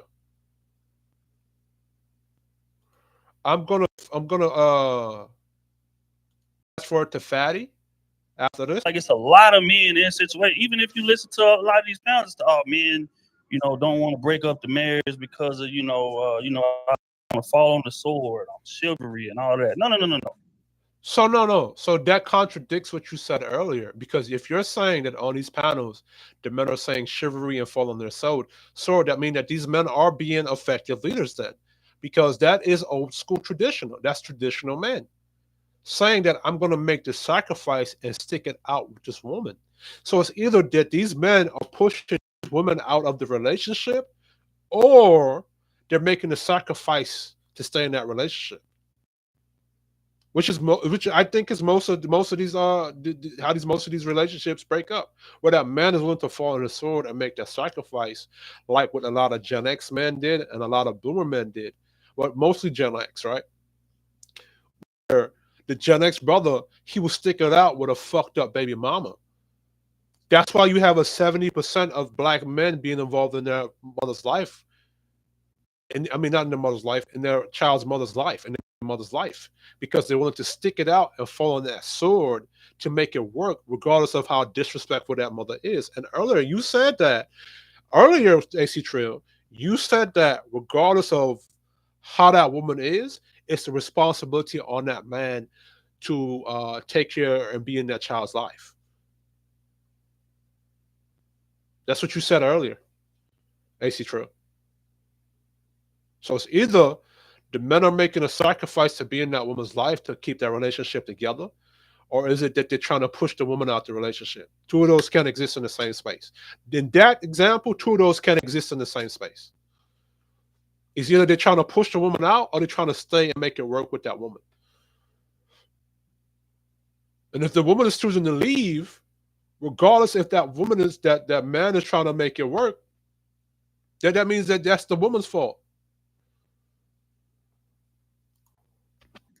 I feel like it's a lot of men that are in marriages and relationships that are not happy, but they are just as scared as she is to start over. But instead of just breaking the relationship off and taking the blame, damn, he left her this, that, and the third, they just start wilding and push out of the relationship. That 70-80% number, don't factor those guys in, and that's why I don't. But if he left the relationship, why should he take the blame? right? The reason why he left the relationship is that woman is giving him problems. So he's taking it on himself to leave that problem. That means it's that woman's fault because she's a breeding a problem. So he said, "No, let me take a leadership role and let myself go out this relationship." So at that point, he's not to blame. The blame is on the woman because she's being a problem, and he chose to leave that chick. So now it's his fault for leaving a woman that's giving him problems. It's not her fault for giving him problems, causing him to leave. I don't believe in that number. I don't. You don't believe in that number, but just because you don't Hey, believe in it, don't mean I just want we to say, don't believe in it. before I get out of here, because I said all I need to say, because I know this going nowhere. It all boils down to woman good, man bad. But the thing about it is, troll, yo. I just don't. It's not the hell away from represent the majority of women. Women who chase, who sack chasing, and this, they talk about gold diggers and majority of women. That's my issue with it. You get to talk about AC gold. Trill, I've been in two relationships. One relationship was 3 years. This is when I was 20. So I was with that chick for until I was 23. The next relationship I was in, this was from 2016 up until 2019. This is right before COVID. Before I found those two women, do you know how many gold diggers I had to dismiss? I had to stop talking to. I had to evade. I had to avoid. Now, lucky for me, I had men in my life to give me game on the type of women that I was supposed to avoid. But to your point, I saw a lot of gold diggers. I had to avoid a lot of hoes because at the time I was on my religious shit. I was on my Hebrew Israelite shit. So I had to avoid a lot of bad women that I saw, even amongst regular women. Even when I went to church, even when I went amongst the Moorish, the cats who are Moorish, even when I went amongst some of the Hebrew Israelite chicks, I seen a lot of hoes out here that teach, that go to church, that claim to be good people. Even the Hotep women out there are hoes. A lot of chicks I had to vet and dismiss and stop talking to you to because I found out that they're hoes.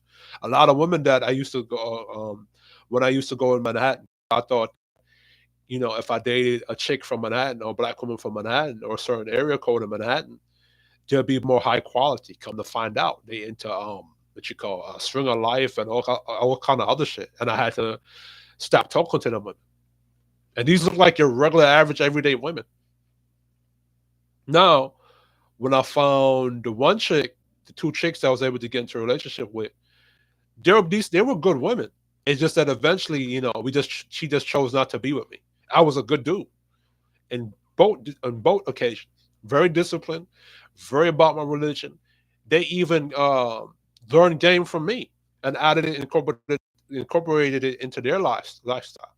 We just chose not to be with each other anymore, or what happened? They chose to break it off with me. The first one, the second one, it was because of COVID. You know what I'm saying? And the second one, it was kind of me because we got back into a relationship with each other. But I kind of wanted to take a break, and you know, she ended up finding somebody else while we were separated. So that was that. You understand what I mean? So, but the point is, you're saying it's not the majority. And maybe that's according to your anecdotal experience. I know it's a lot, and I've been all over the state. I've been to Florida. I was born here in New York, New Jersey. I've been to Connecticut. I've been to yeah, mostly New York, New Jersey, uh, Pennsylvania. I think I've been there, Connecticut, and Florida. So maybe I could give you that. Maybe I haven't been in enough places, but New York is a big place. Brooklyn, Queens, Bronx, Manhattan. Those are big places. Staten Island. That's a big place. You know what I'm saying? Gold diggers and women who sack chasing, and this, that, and the third. Most women are not out there, just like I said, chasing James Harden and Drake and trying to go to the backstage at the concert and at the private parties and shit like that. AC Trill. AC Trill. Why you think a lot of these dudes are concerned about a chick's past life? Because when they were dating her or while they get into a relationship with this chick, come to find out this chick was a ho out there. Ho. Why you think when Freaknik was coming out, a lot of women tried to protest or stop Freaknik from coming out? AC Trill. That means there were a lot of Bloomer and Gen X women out there being straight up hoes that were regular. AC Trill. That's why Fantastic making the face. A lot of these women don't even have access to that type of thing. Most women are regular ass women working teaching jobs. Me go to Jamaica, boss. Me say enough girl from America, New York, go over to Jamaica, you know, man. Depend on more phase of them hot girls, some up there, so, you know. A lot of regular chicks, a lot of 5s, 4s, 6s, and 7s, 8s, 9s, and 10s. Go back on New York and go back to their regular job. So, jobs, regular ass jobs, and just trying to find a good dude. There are a lot of regular ass women with a lot of house husbands and fucking the boss on the job, AC Trill. AC Trill, I know you's a player from the Himalayas. I know you know this. Who's capable of leading. Just like I don't believe that all men are bad out there just smashing and creating baby mamas and ray-rays and pookies and this, that, and the third. No. That is a loud minority. Most black men are not that. I agree. I can agree to that. I'm biased towards that. Most black men are upstanding individuals. You know what I'm saying? Stocking at Walgreens, shit like that. And again, are looking for no a solid bitches woman. Don't want no nigga stocking at their Walgreens. Stop it, AC Trill. If women wanted a dude that was at Walgreens or stocking something at Walgreens, you know what she would do? She'd go shoot her shot at the nigga working at Walgreens. How many times you heard a regular chick say, you know what, I date that guy from Walgreens, my nigga. I'll take a Walgreens nigga. As my man Angry Man said, I'll take a Toyota Camry ass nigga. I'll take a nigga working at UPS ass nigga. When's the last time you heard the in general concept of a black woman say, I'll date a nigga that work at Walgreens? You ain't never heard that in your life. But just like I said earlier, a lot of us are arrogant in terms of like our ability to dodge negative situations, or just like, so we out there smashing chicks that we should not be smashing. Even, and we know that she not wifey material, but we still going to smash raw. Like, we know that we shouldn't even be giving those type of women that type of energy, because just like I said, women equate sexual interest to actual interest. So when you who are men tend to be high quality or whatever, whatever the term is, when you entertain that woman in that way, you're creating more of the women that you don't want to see. You know good and damn well this woman has no wife capability, no girlfriend, no long-term serious capability at all. Why not just alienate them? If we alienate that type of woman, then we'll create more of the women that we want to see. But if we continue to engage with them and give all that effort and energy to get the ass. See, now I agree with what AC Trill is saying. The thing is that most of the brothers are doing that. Most of the brothers are avoiding the 3 or 4s. The brothers are avoiding these bad women out here, or trying to, right? And when we don't hold the women accountable, it's going to be a lot of black women that a lot of brothers who are stand-up guys like myself have to avoid. Because I plan on getting back in the dating market. I'm 32, right? And I plan on dating. And with my standards that I'm going to stick to, there are going to be a lot of black women that I have to alienate, especially in Jamaican culture, especially in Black American culture, especially Caribbean culture, or just black culture, period. There are a lot of women I'm going to have to alienate. And I'm happy with that, because I'm glad that I had those religious principles incorporated or cultivated in my 20s, because I have no issue with that. I have no issue with avoiding the 3 or 4s to find a good woman. But there's a lot of women that you're going to have to avoid out here. I was doing it when I was in my 20s. So let's imagine now. The men are doing that, AC Trill. And the women are still complaining. And it's good women complaining about why these men won't pay attention to me. And that's what a lot of men don't see. We have a lot more control in this shit than we. So hold on. So AC Trail, a lot of black men are doing that good job of having dick discipline, wearing condoms, picking the right women, not having as so many children, as the stat shows you that black men are not having as much children as the black women are.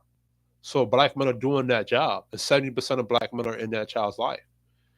So why hasn't the women, majority of women, fall in line and hold themselves accountable and be the reflection of the black men who have stepped up their game? Instead, they're not. They're going in the opposite direction of where black men are going into. We think, but we don't exercise it that way. It's because a lot of niggas can't practice dick discipline. A lot of niggas will smash whatever is available. Just like bro said, 3, 4 in the Yeah, morning. I'm on my fourth option. I'm on my fifth option. no, a lot of niggas is not doing that, brother. Go look up the stats of the condom usage of black men. Hold on, let me go look up that one right quick.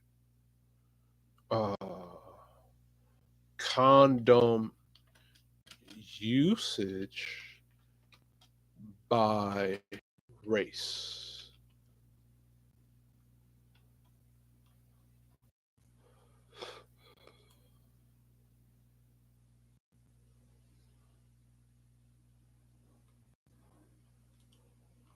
Let me show y'all this.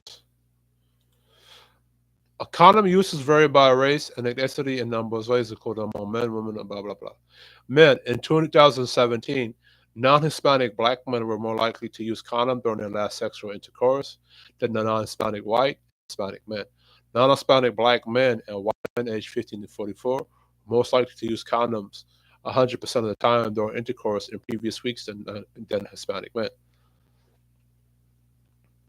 Right? Let me see. Condom usage is highest amongst never married men, followed by the formerly married men and then cohabitating men. Bisexual men report the highest levels of condom usage, while heterosexual men report the lowest. African American and Hispanic men often report that it's difficult to use condoms during sex. They say it's report difficult, don't mean they're not doing it, right?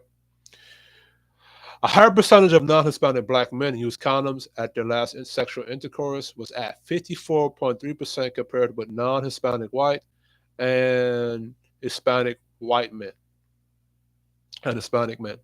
So at a 10%, black men are using condoms 10% more than white men and Hispanic men. This is another stat that black beat everybody else at.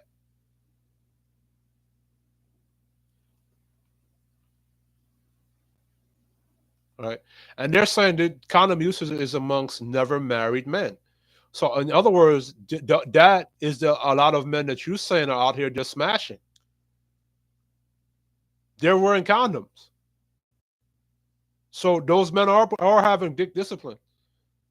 Um, AC Trill.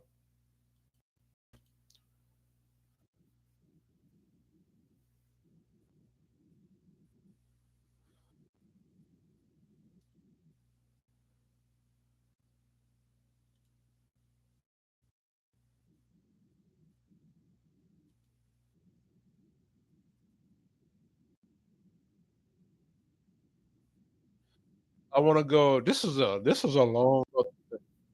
I fell asleep on this show. I woke up watching it. Still.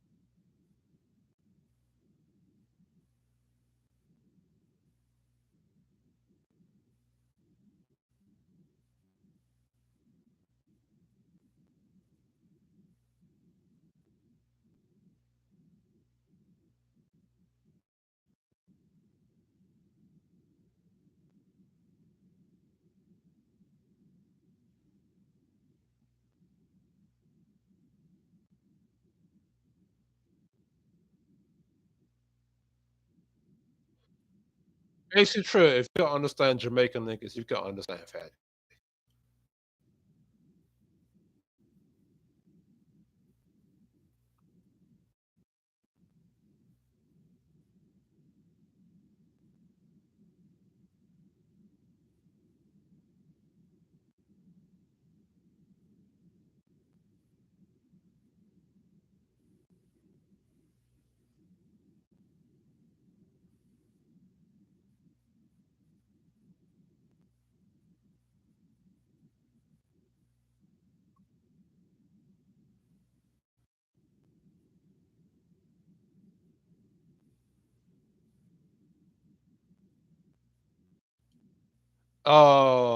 I agree with Shawtown, and I agree with Fatty because Fatty, that's how traditional relationships has been had. Where if the man wanted to be in a monogamous situation, because remember that's how the Victorian age. Was. If a man wanted, he had to get marriage from a woman, right? He had to be in a monogamous situation with a woman, and he had to marry this person at 21. I think during the Victorian age, though, right, that man was still in charge of that marriage. Where the man said that, well, if I have to marry, if you want me to marry you, only you, then I have to get sex. I want to get sex, and I'm in charge of how this relationship goes. So it goes back to what AC Trill said. So Trill said earlier, where the men are in charge of the relationship. Yeah, she's saying that if you want to have sex with me, I have to be married. But the man can then turn around and tell her, well, if you want me to only have want me to marry you, just basis of sex, well, you have to do A, B, C, and D, and I'm in charge of the relationship or the marriage. But I see what Shot Town is saying. He's saying that if that's the case, men would not marry women with good intention. They would just marry women for the sex and then break up and then divorce. And then we have another problem, right? But I see what Fatty's saying though.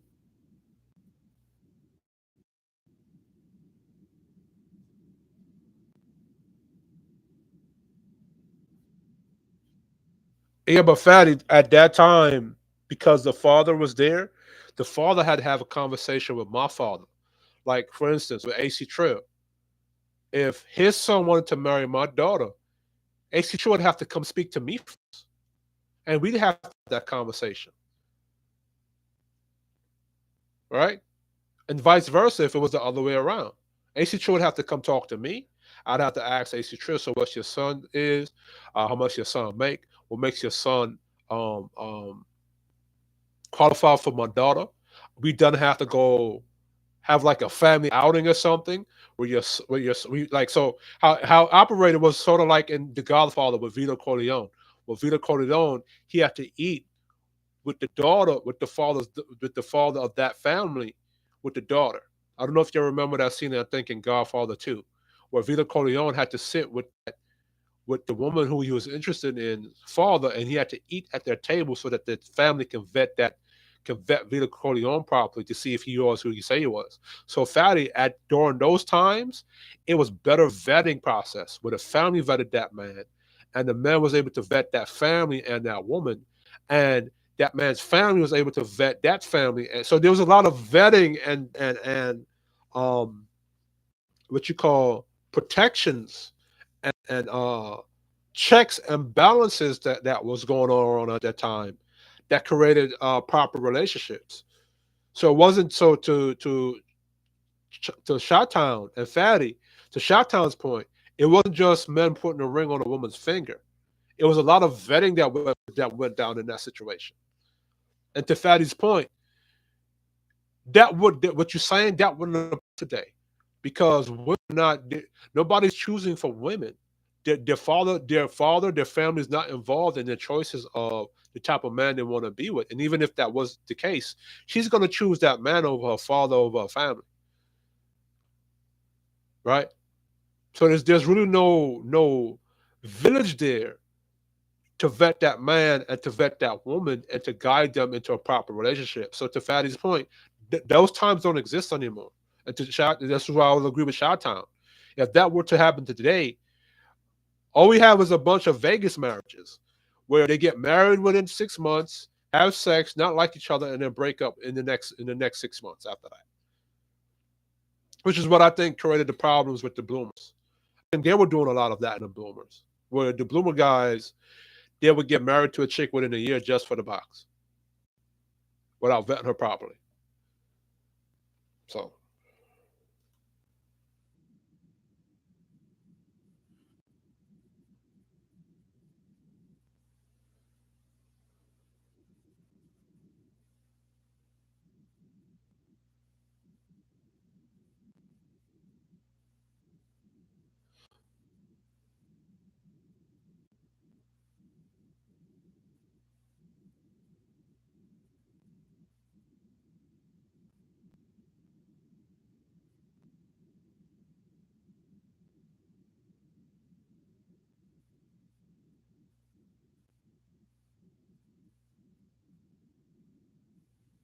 no, because no, fatty, because what's gonna happen is even if they're married now and they're gonna get divorced. So it's not gonna be a two-parent household. It's gonna be separate households. So it's gonna create the already problem that we have today, where even though the father is involved with that child's life, he's being put on child support, and it's not gonna be a two-parent house. It's gonna be something separate. So it's still be creating the same problem that we're dealing with right now.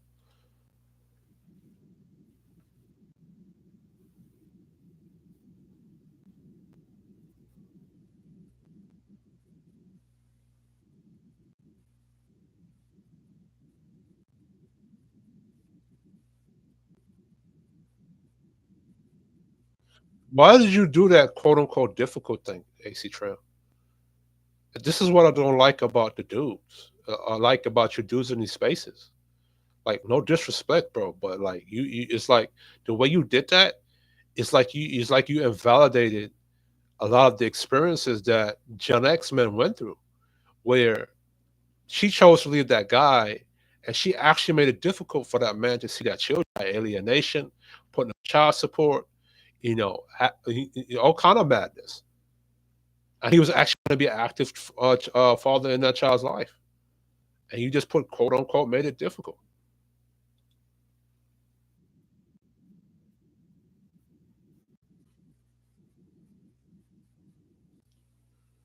We didn't say no, hold on. See, you actually true. You're doing the same thing that the women do. Nobody said all or every.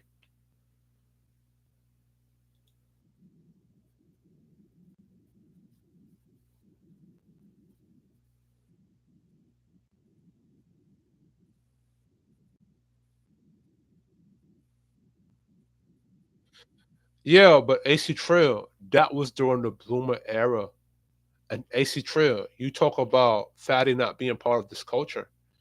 You had I think a Mexican on your panel that's also not from this culture, and you didn't bring her that same energy. See, we'll check men from other cultures that's not familiar with Black American culture, but you want to check a Mexican chick that was speaking upon Black culture that she's not part of. And I'm going to do a review on that show.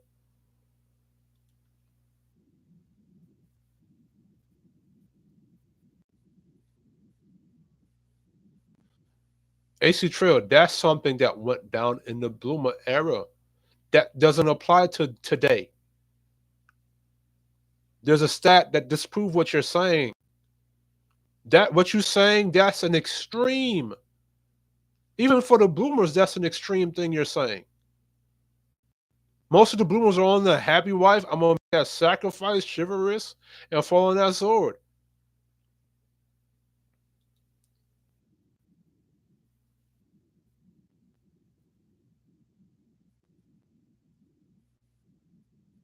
But that's a valid reason.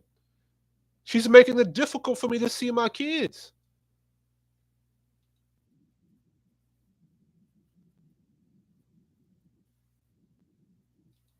We're not saying every woman or all. We're not speaking in absolute. AC Trill. That's the same thing the women doing. We didn't say all absolute.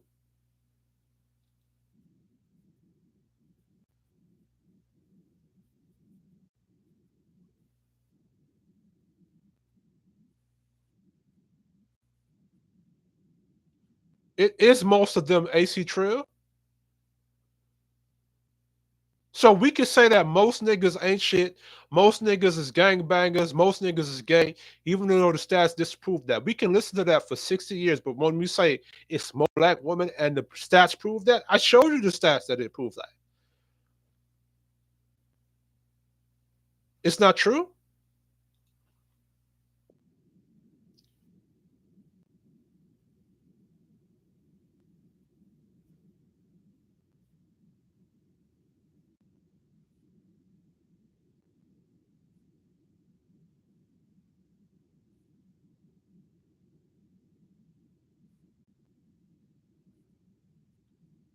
70% of black men are the most involved father in that child's life.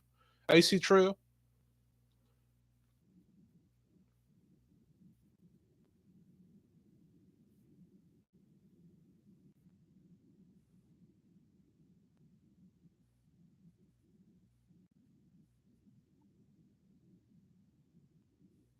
I would AC Trill simp. I think when he tries to be balanced, but with AC Trill, it comes off as him being a simp.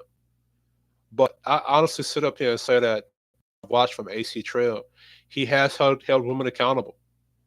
If you go watch his podcast and a lot of his shows, he has held women accountable. And I'm going to review some shows that he's done where he has done that.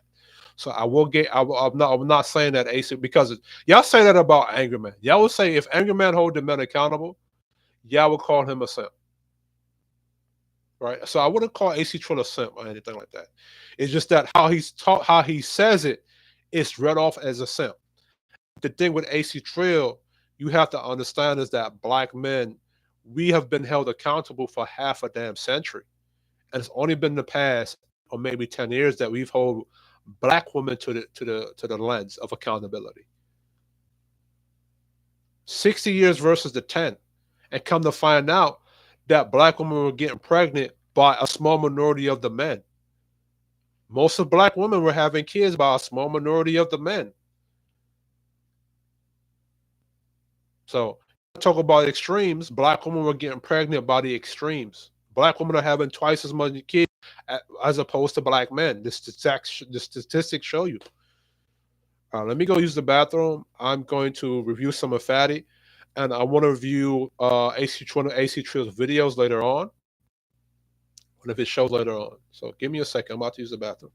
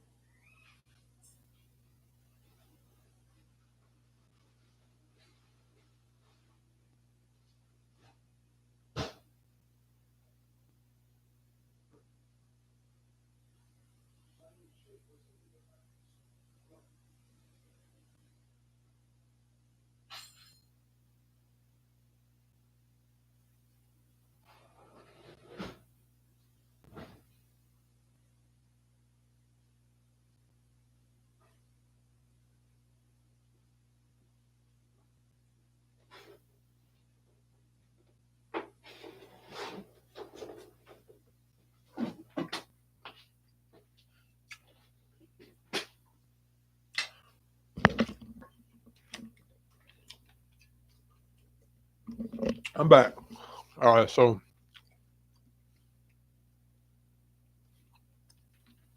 it's almost 4 hours. Hell no. So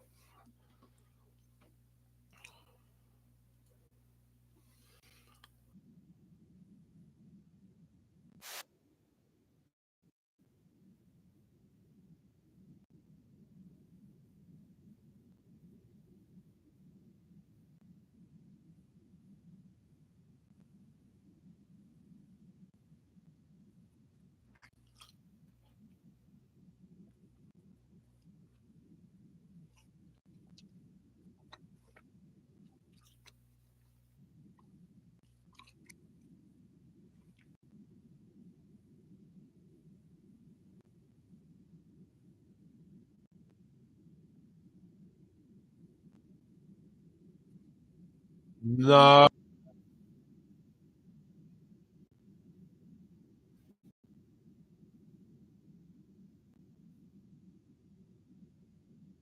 I see Trill, you making that face. I've heard y'all niggas on these panels say that. I've heard you niggas say exactly what Fatty's saying. Fatty's just repeating what you guys are saying.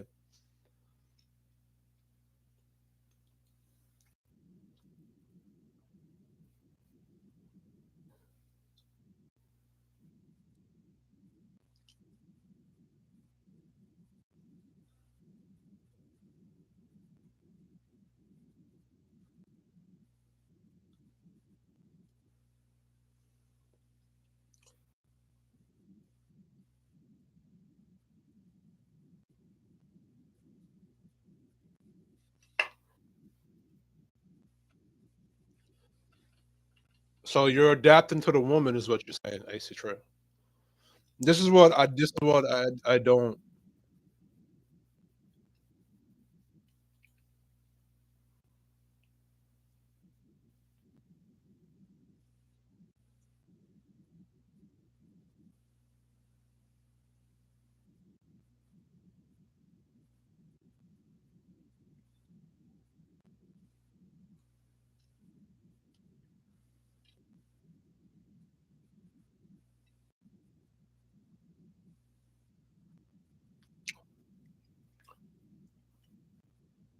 Nah, AC Trill, I disagree. It was not 50-50.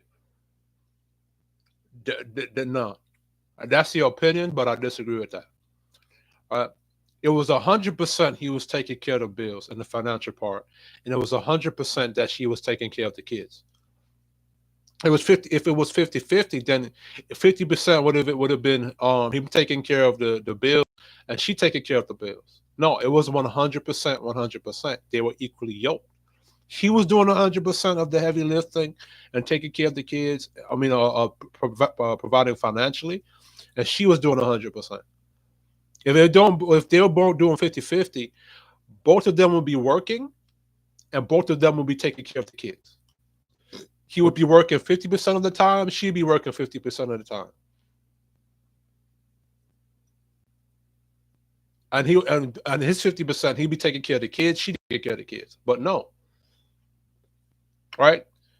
100% he was providing financially. He was working.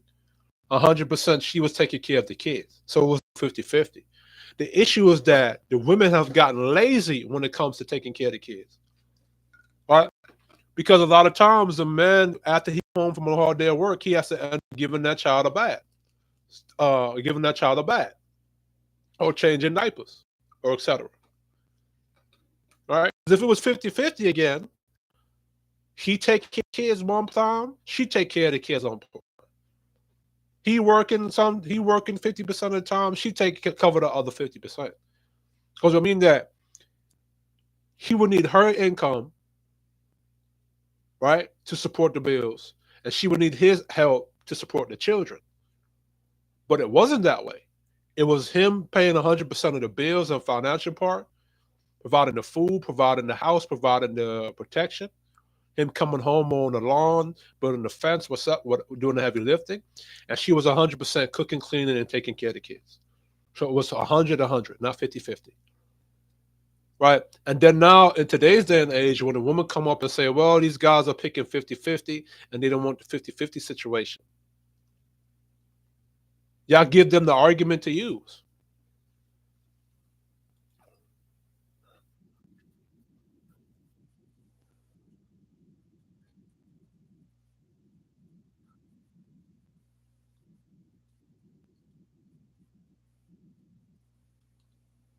But that's what a lot of men have been doing then. A lot of men have been taking doing 100% of their thing and then doing overloading by doing um the women's share by changing diapers and being in that child's life. Well, yeah, far from being the basic being in the child's life, but like maybe like changing the child's diapers, um, nurturing, or some of what the mother would do, right? So the man would come home, do the man stuff, talk to the kids or whatsoever, and then some have to cook or sometimes have to bathe the child, which is something that the woman is supposed to be doing. So typically, it's a man doing all the stuff or doing overbear of the work or picking up the slack from the woman.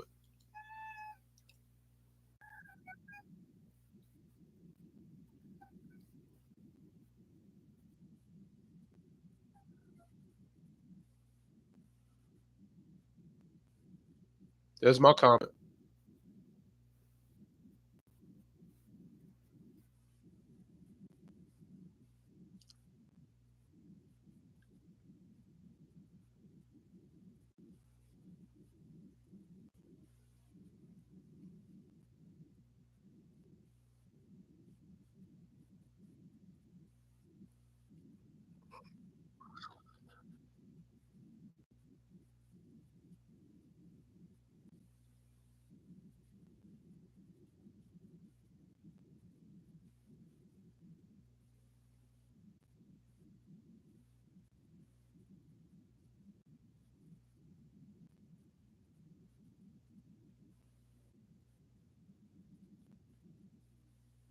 Yeah, but that's what builds tough men for a tough world to be in, right?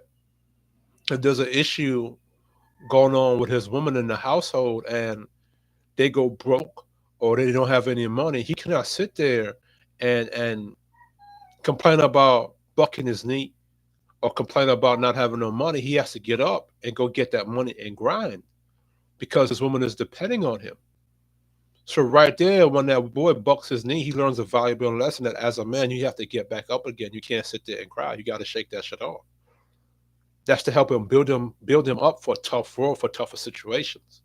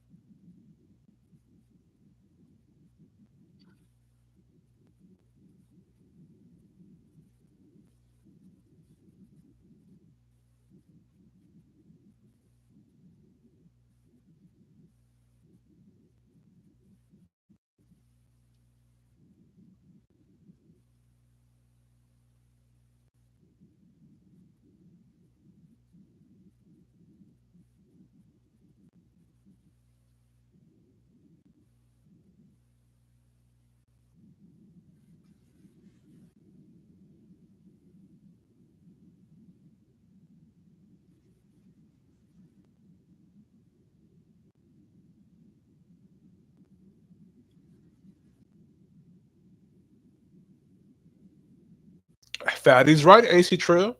That math is not math. And if you are saying 50-50, you're saying ebb and flows. Even if you say that it's ebb and flows, but at the same time the man is carrying more load, then it's not 50-50. That means he's carrying 20% more than her 50%.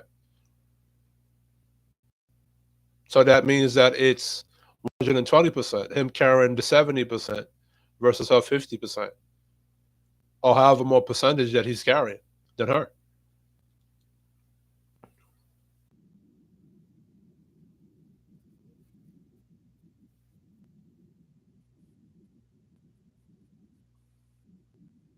Yeah, but even if it's ebbs and flows in an AC trail, the man is still in general designed and programmed to carry more load. Even though it's, I get AC trail saying, he's saying that there's some days where the women are going to do more of this, and there's going to be other days when the men do more of this.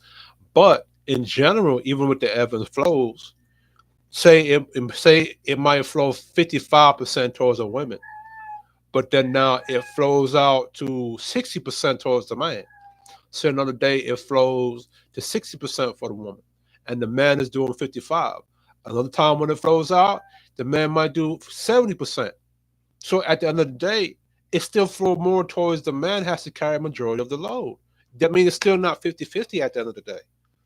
If the men are programmed and designed to carry more, even if it's ebb and flows, it's still going to equate out to the man carrying out more of the load then. So it wouldn't be 50-50 at that point. And I'm not trying to get at you, Ace Trail, or get you in a gotcha moment. Honestly, I'm not.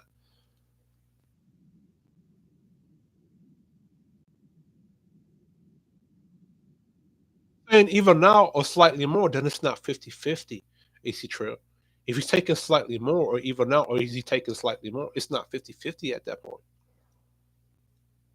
It's 55-50 or 60-50 if it's slightly more, even though it's evening out.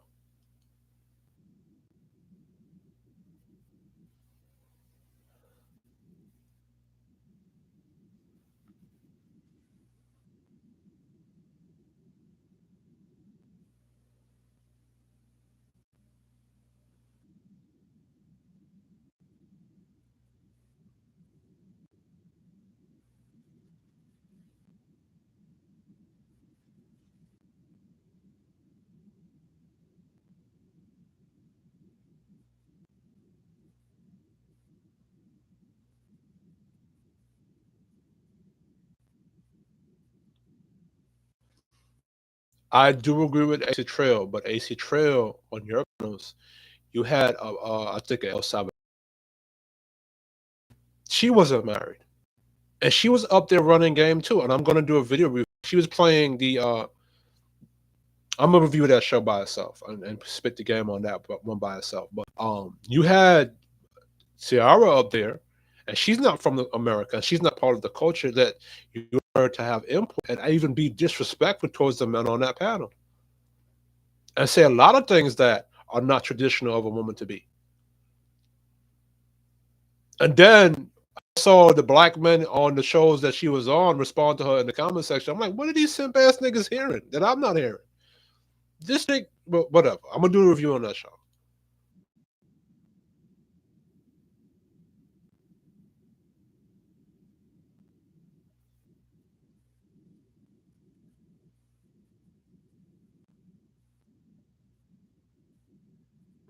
Now niggas are saying that Trill is sounding like a woman. No, he's not, bro. They're just arguing over damn opinions. Who is this? Ines in this lobby? No, he's not sounding like a chick, bro. He's passionate.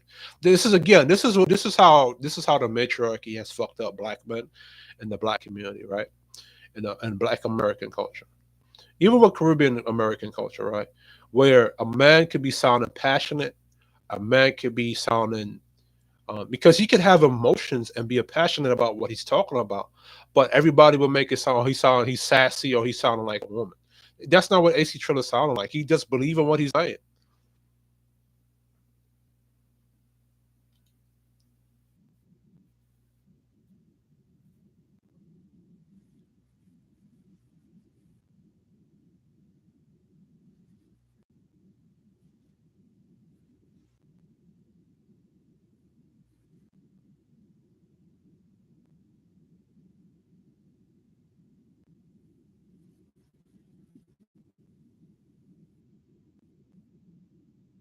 I mean, Fatty, you are pocket watching.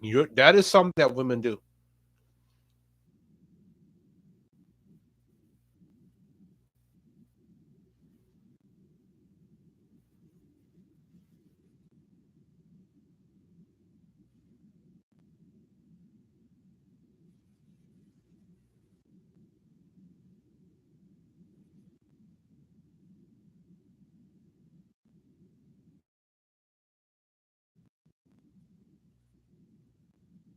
It's true. You and Fatty about the same age. So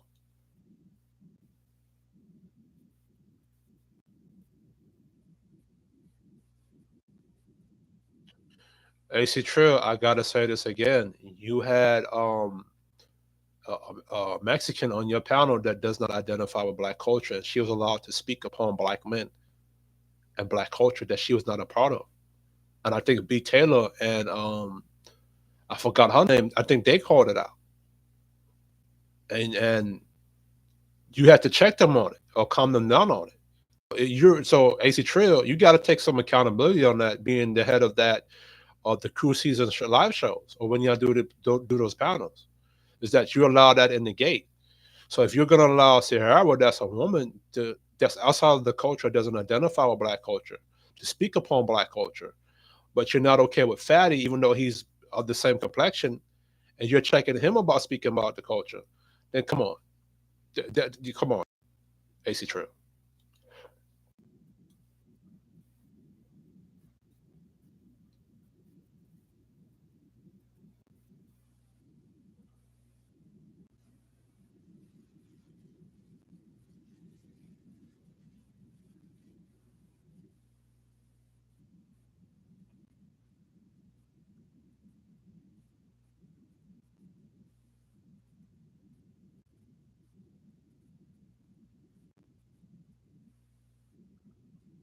See, AC Trill, you're doing what to Fatty, what black women do to men in general in black culture is that it appears that we're not able to get women, so we use women to say that okay, we don't have the results, or we judge a man's masculinity based upon how many women he gets. So you're doing the same thing that the women are doing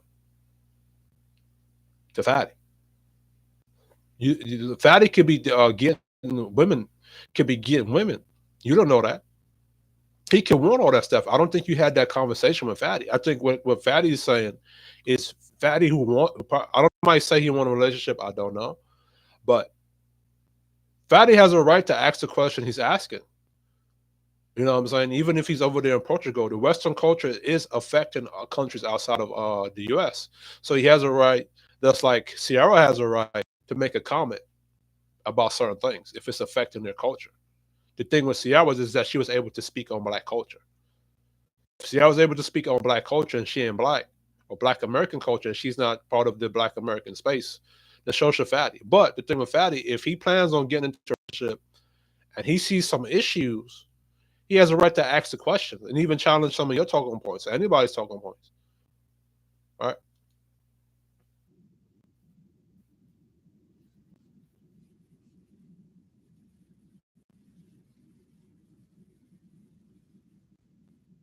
Hey, what's a real man, AC Trip? My opinion, yeah, I don't have the this is where black men fail at. None of you black men can tell me what's an objective real man that we all can look at, sit down and agree to. This real man shit in the black culture is all subjective and it's all based upon what a bitch thinking. That's what this is no disrespect to you, AC Trill. This is in general.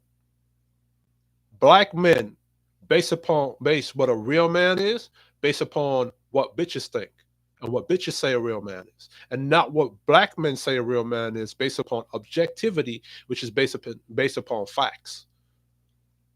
Real man is based upon opinions and subjectivity. This is why I can't listen to black when they talk about what's a real man from what's not a real man. None of y'all know what this is. Again, this is why the matriarchy it was never good for black men, because the matriarchy dictates what a real man is. And because women base what a real man is based upon their emotions, that's always going to be changing because they're very subjective. And a lot of black men, y'all programmed by y'all women on what a real man is or what a real nigga is. That's why y'all can look at Russell Wilson, or you can look at Carlton, or you can look at even Michael B. Jordan and say they're lame. And they're lame in their cornballs according to what black women say, not what you niggas say, or what black men say.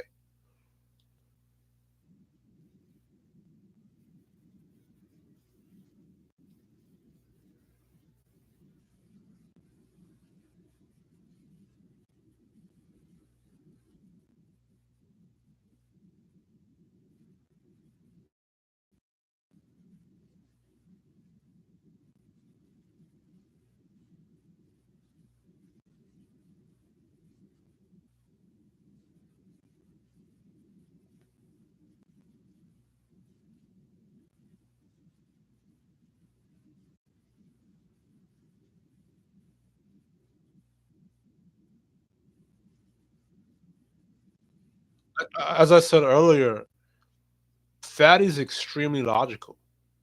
So 1 plus 1 for fatty has to equal 2. If you're saying that it's 50-50, but the man is carrying more of the load, then it's not 2 plus 2 2 plus 2 equal 4 anymore. It's 3 plus 2 equals 6. And 3 being the man carrying more than the 2. See what I'm saying? So that's what Fatty is saying. He's extremely logical. And if he hear you say something, and because I heard you say AC Trill, you said that even though it ebb and flows, it's still 50-50. It's going to even out. But because the men are programmed to carry more, they're going to most likely carry more. That's not 50-50 anymore. That's the man. That's either 60-50 or 55-50.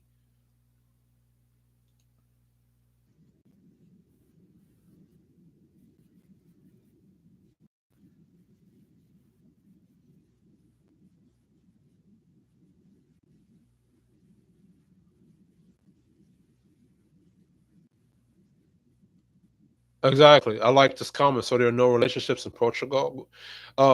AC Trill in Brazil. Or I think he said, I think Fatty's in Portugal. Said he is in Portugal or whatever. He speaks Portuguese. And both Brazil and Portuguese, they had a large amount of African slaves that went over there. So I'm saying, so they're pretty much the same shit as the niggas over here.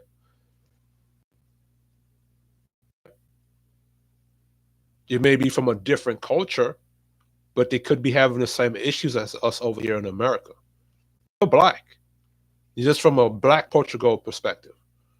But the fact that you let a Mexican who don't identify with our culture at all speak on black folks and black American relationships, and you didn't check that, that has to be talked about, though. That's a L on you.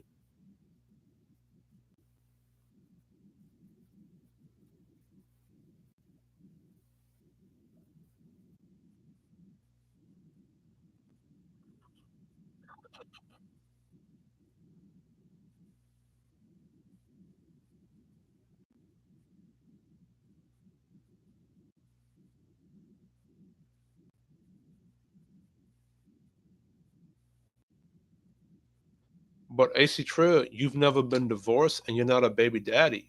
So how could you speak about them? Earlier, you were talking about the divorce rate. You don't have experience in that area. At least for me, I could say I've been in 2 relationships as far as that is concerned, and I've dated. So I have experience in that area. And then when I was dating, I had to avoid a lot of strikes and a lot of bad women. So I could say have experience into what the type of woman that I can avoid, and when it comes to relationships. So I could speak on that. But I'm not gonna speak on marriage, and I'm not the only way I could speak on a divorced marriage is because as a child I experienced it with my mother and father going through a bad divorce, and my father being put on child support and going through all of that nonsense. So I can speak at it from that point of view because I am a product of a two-parent household that got divorced and went through a bad divorce. So, but you're speaking on men that got a divorce, but you never gotten a divorce. See what I'm saying?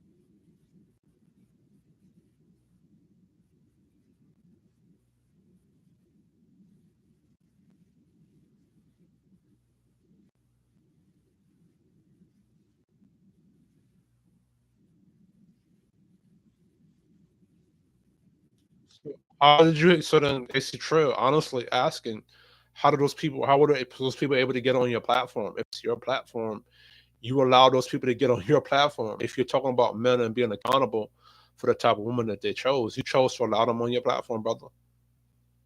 you allow people into your platform that did not qualify to speak on certain topics and things.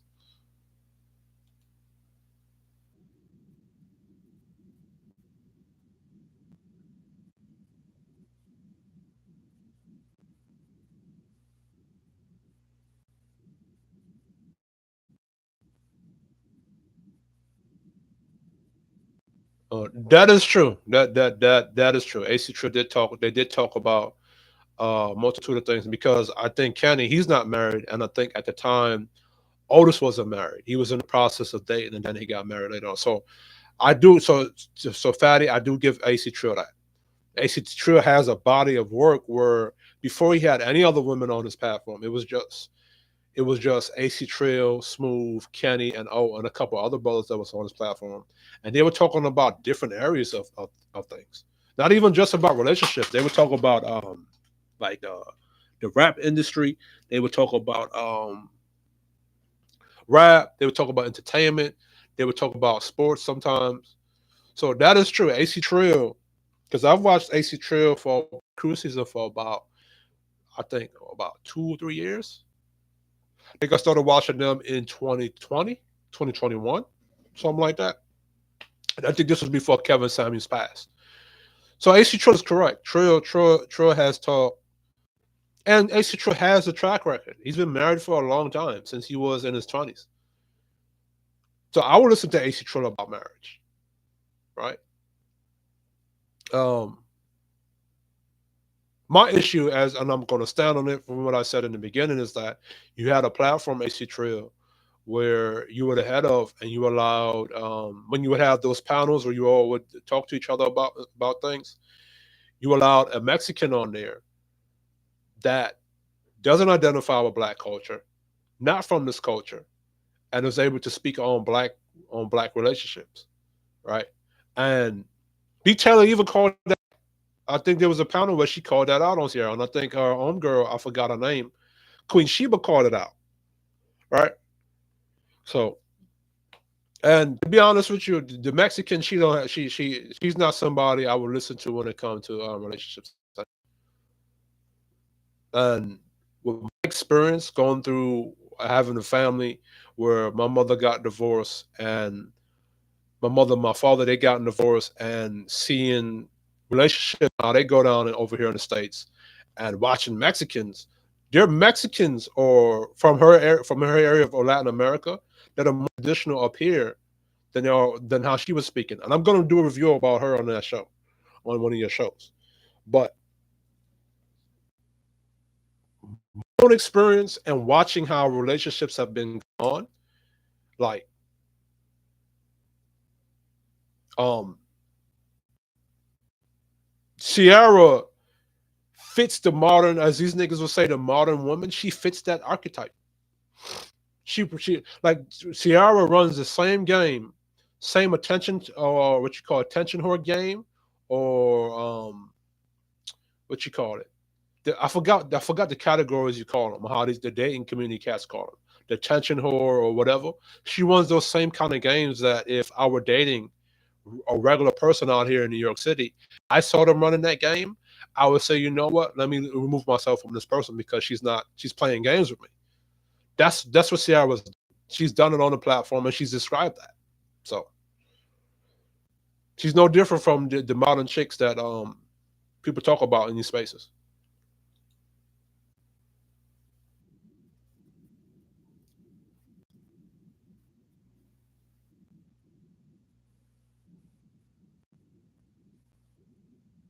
Yeah.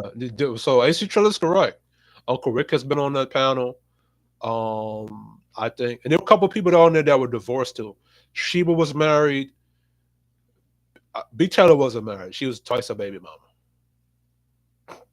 Um, so there was a couple people on that panel that got divorced and that were married. So AC Trill is right about that one.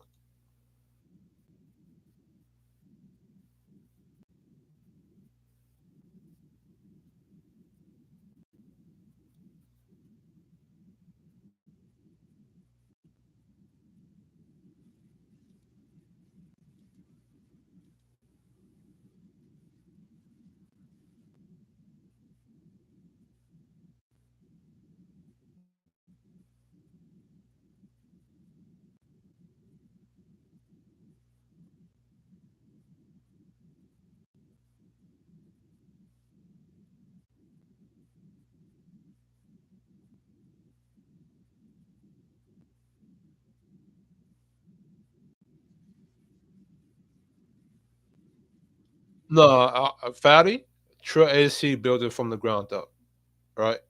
So he was doing his thing, and I remember him doing.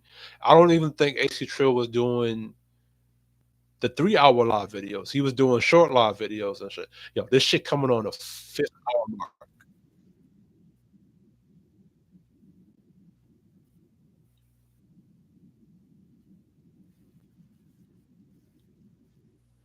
And this is what I don't like about Fatty.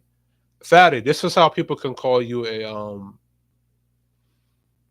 divisive person because look what Fatty's gonna do here that I disagree with what he's gonna do.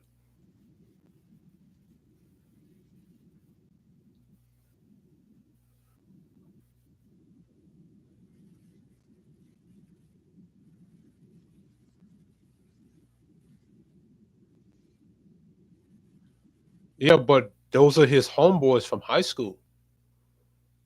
Why would he not bring his homeboys who he rock with that got game to or value to add to the show? Why would he not bring them on the platform with him?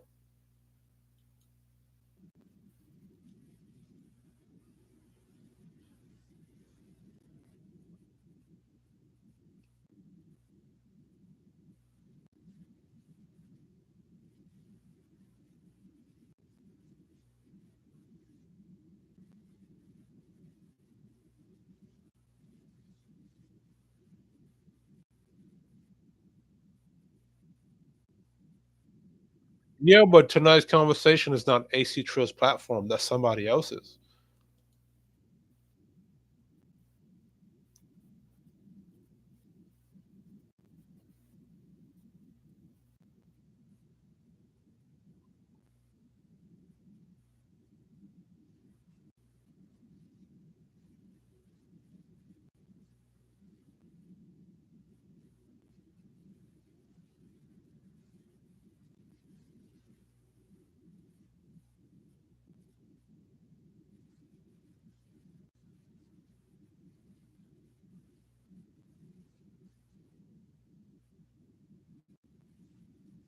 No, that is not what AC Trill is doing.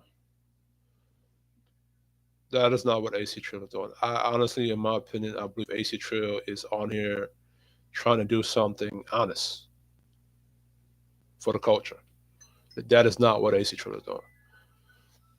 Fatty. So Fatty, you're doing something that the women do, where you're assuming or you're branding somebody with something that ain't true. That is not what AC Trill is doing.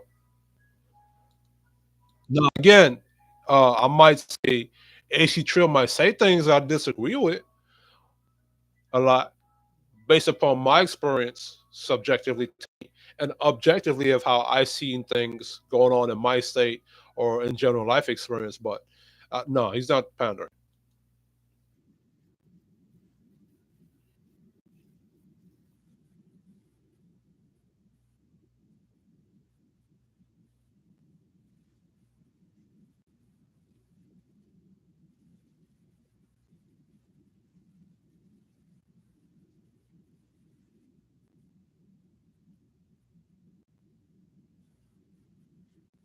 You can actually do that, AC Trill. You can pat it to both.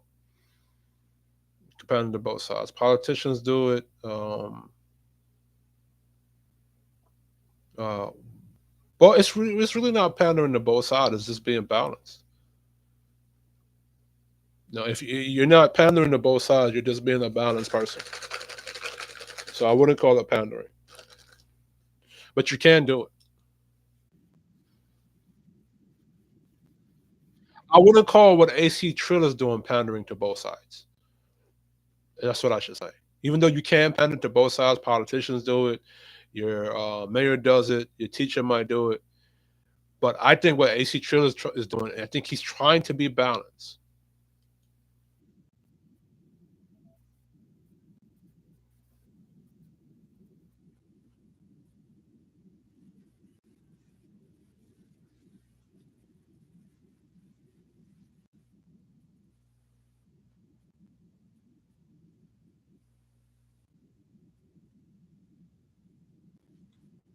Yeah, Fatty, now you're arguing like a little kid or a female right now. He's not discrediting his guys. He's saying that in the beginning, he started by himself, and then he brought his homeboys on because he wanted them to eat bread too. So he's not discredited them. He's talking his shit, and he's starting all his shit. So you're doing what women do, Fatty. Just saying. I'm gonna take a break. Maybe tomorrow or later on, I'm going to review one of AC Trill's stream that he did early on, and I'm going to review that and talk about that. And I don't know what I'm going to title that, but I'm gonna title that. But in general, I fuck with Fatty and I fuck with AC Trill. Both had solid points. The thing with AC Trill is that um, you can't always put it on the leadership, and you can't always address the leadership and not address the followers. Right? If you don't hold the women accountable or put um, because you could put a same heavy judgment or heavy thing on the leader and put it on the follower at the same time. You could do both at the same time. The Victorian age was like that. The Victorian age had strict standards on the men and it had heavy standards on the women, on the women. So you could do that. The problem is that when you put it all on the man, or the majority of the weight on the man and less of the weight on the woman, the women are going to feel like they can do lackluster performance and they don't have to do anything at all. Right? So that's the thing. You could do both. Um, but no, I think AC Trill is a balanced guy. I just think that um, he'll say things like a great woman should scare you, which could sound simpish to a lot of people, right? Because if you're a grown ass man out here in the world and you're out here dominating and you're conquering and you're about your business, ain't nobody gonna scare you. A woman should never shake you or get you shook as a man. As a matter of fact, that type of man that's about his business is going to intimidate that great woman because now it's going to force her to say, damn, I have to even be greater than what I am to get to this man. And I think in black culture, one, there are a lot of great black men out here. But because of the past 60 years, it's been programmed into black women to devalue the accomplishments of their black men. And that's coming from being raised in these single parent matriarchal households where the single mother's always bashing the black man, always talking shit about that brother. When you watching Oprah, when you watch a lot of these TV shows, even with the Cosbys, Claire Huxtable always took the time to crack jokes about Bill Cosby character, Cliff, even in Fresh Prince of Bel-Air. For as big as strong as Uncle Phil was, Vivian Banks still basically was being bossy towards that chick. So you always had you always had the intelligent women that were intelligent, powerful black men that still disrespected those black men. The only person that was not a simp on that show was Carlton. For as cornballish as everybody want to claim him to be, for as lame as everybody want to claim him to be, he was the only man on that show that was not a simp. I think him and Uncle Jeffrey. But anyway, this is Kid Shorty Gaming Nation. Like, share, subscribe, and support the show.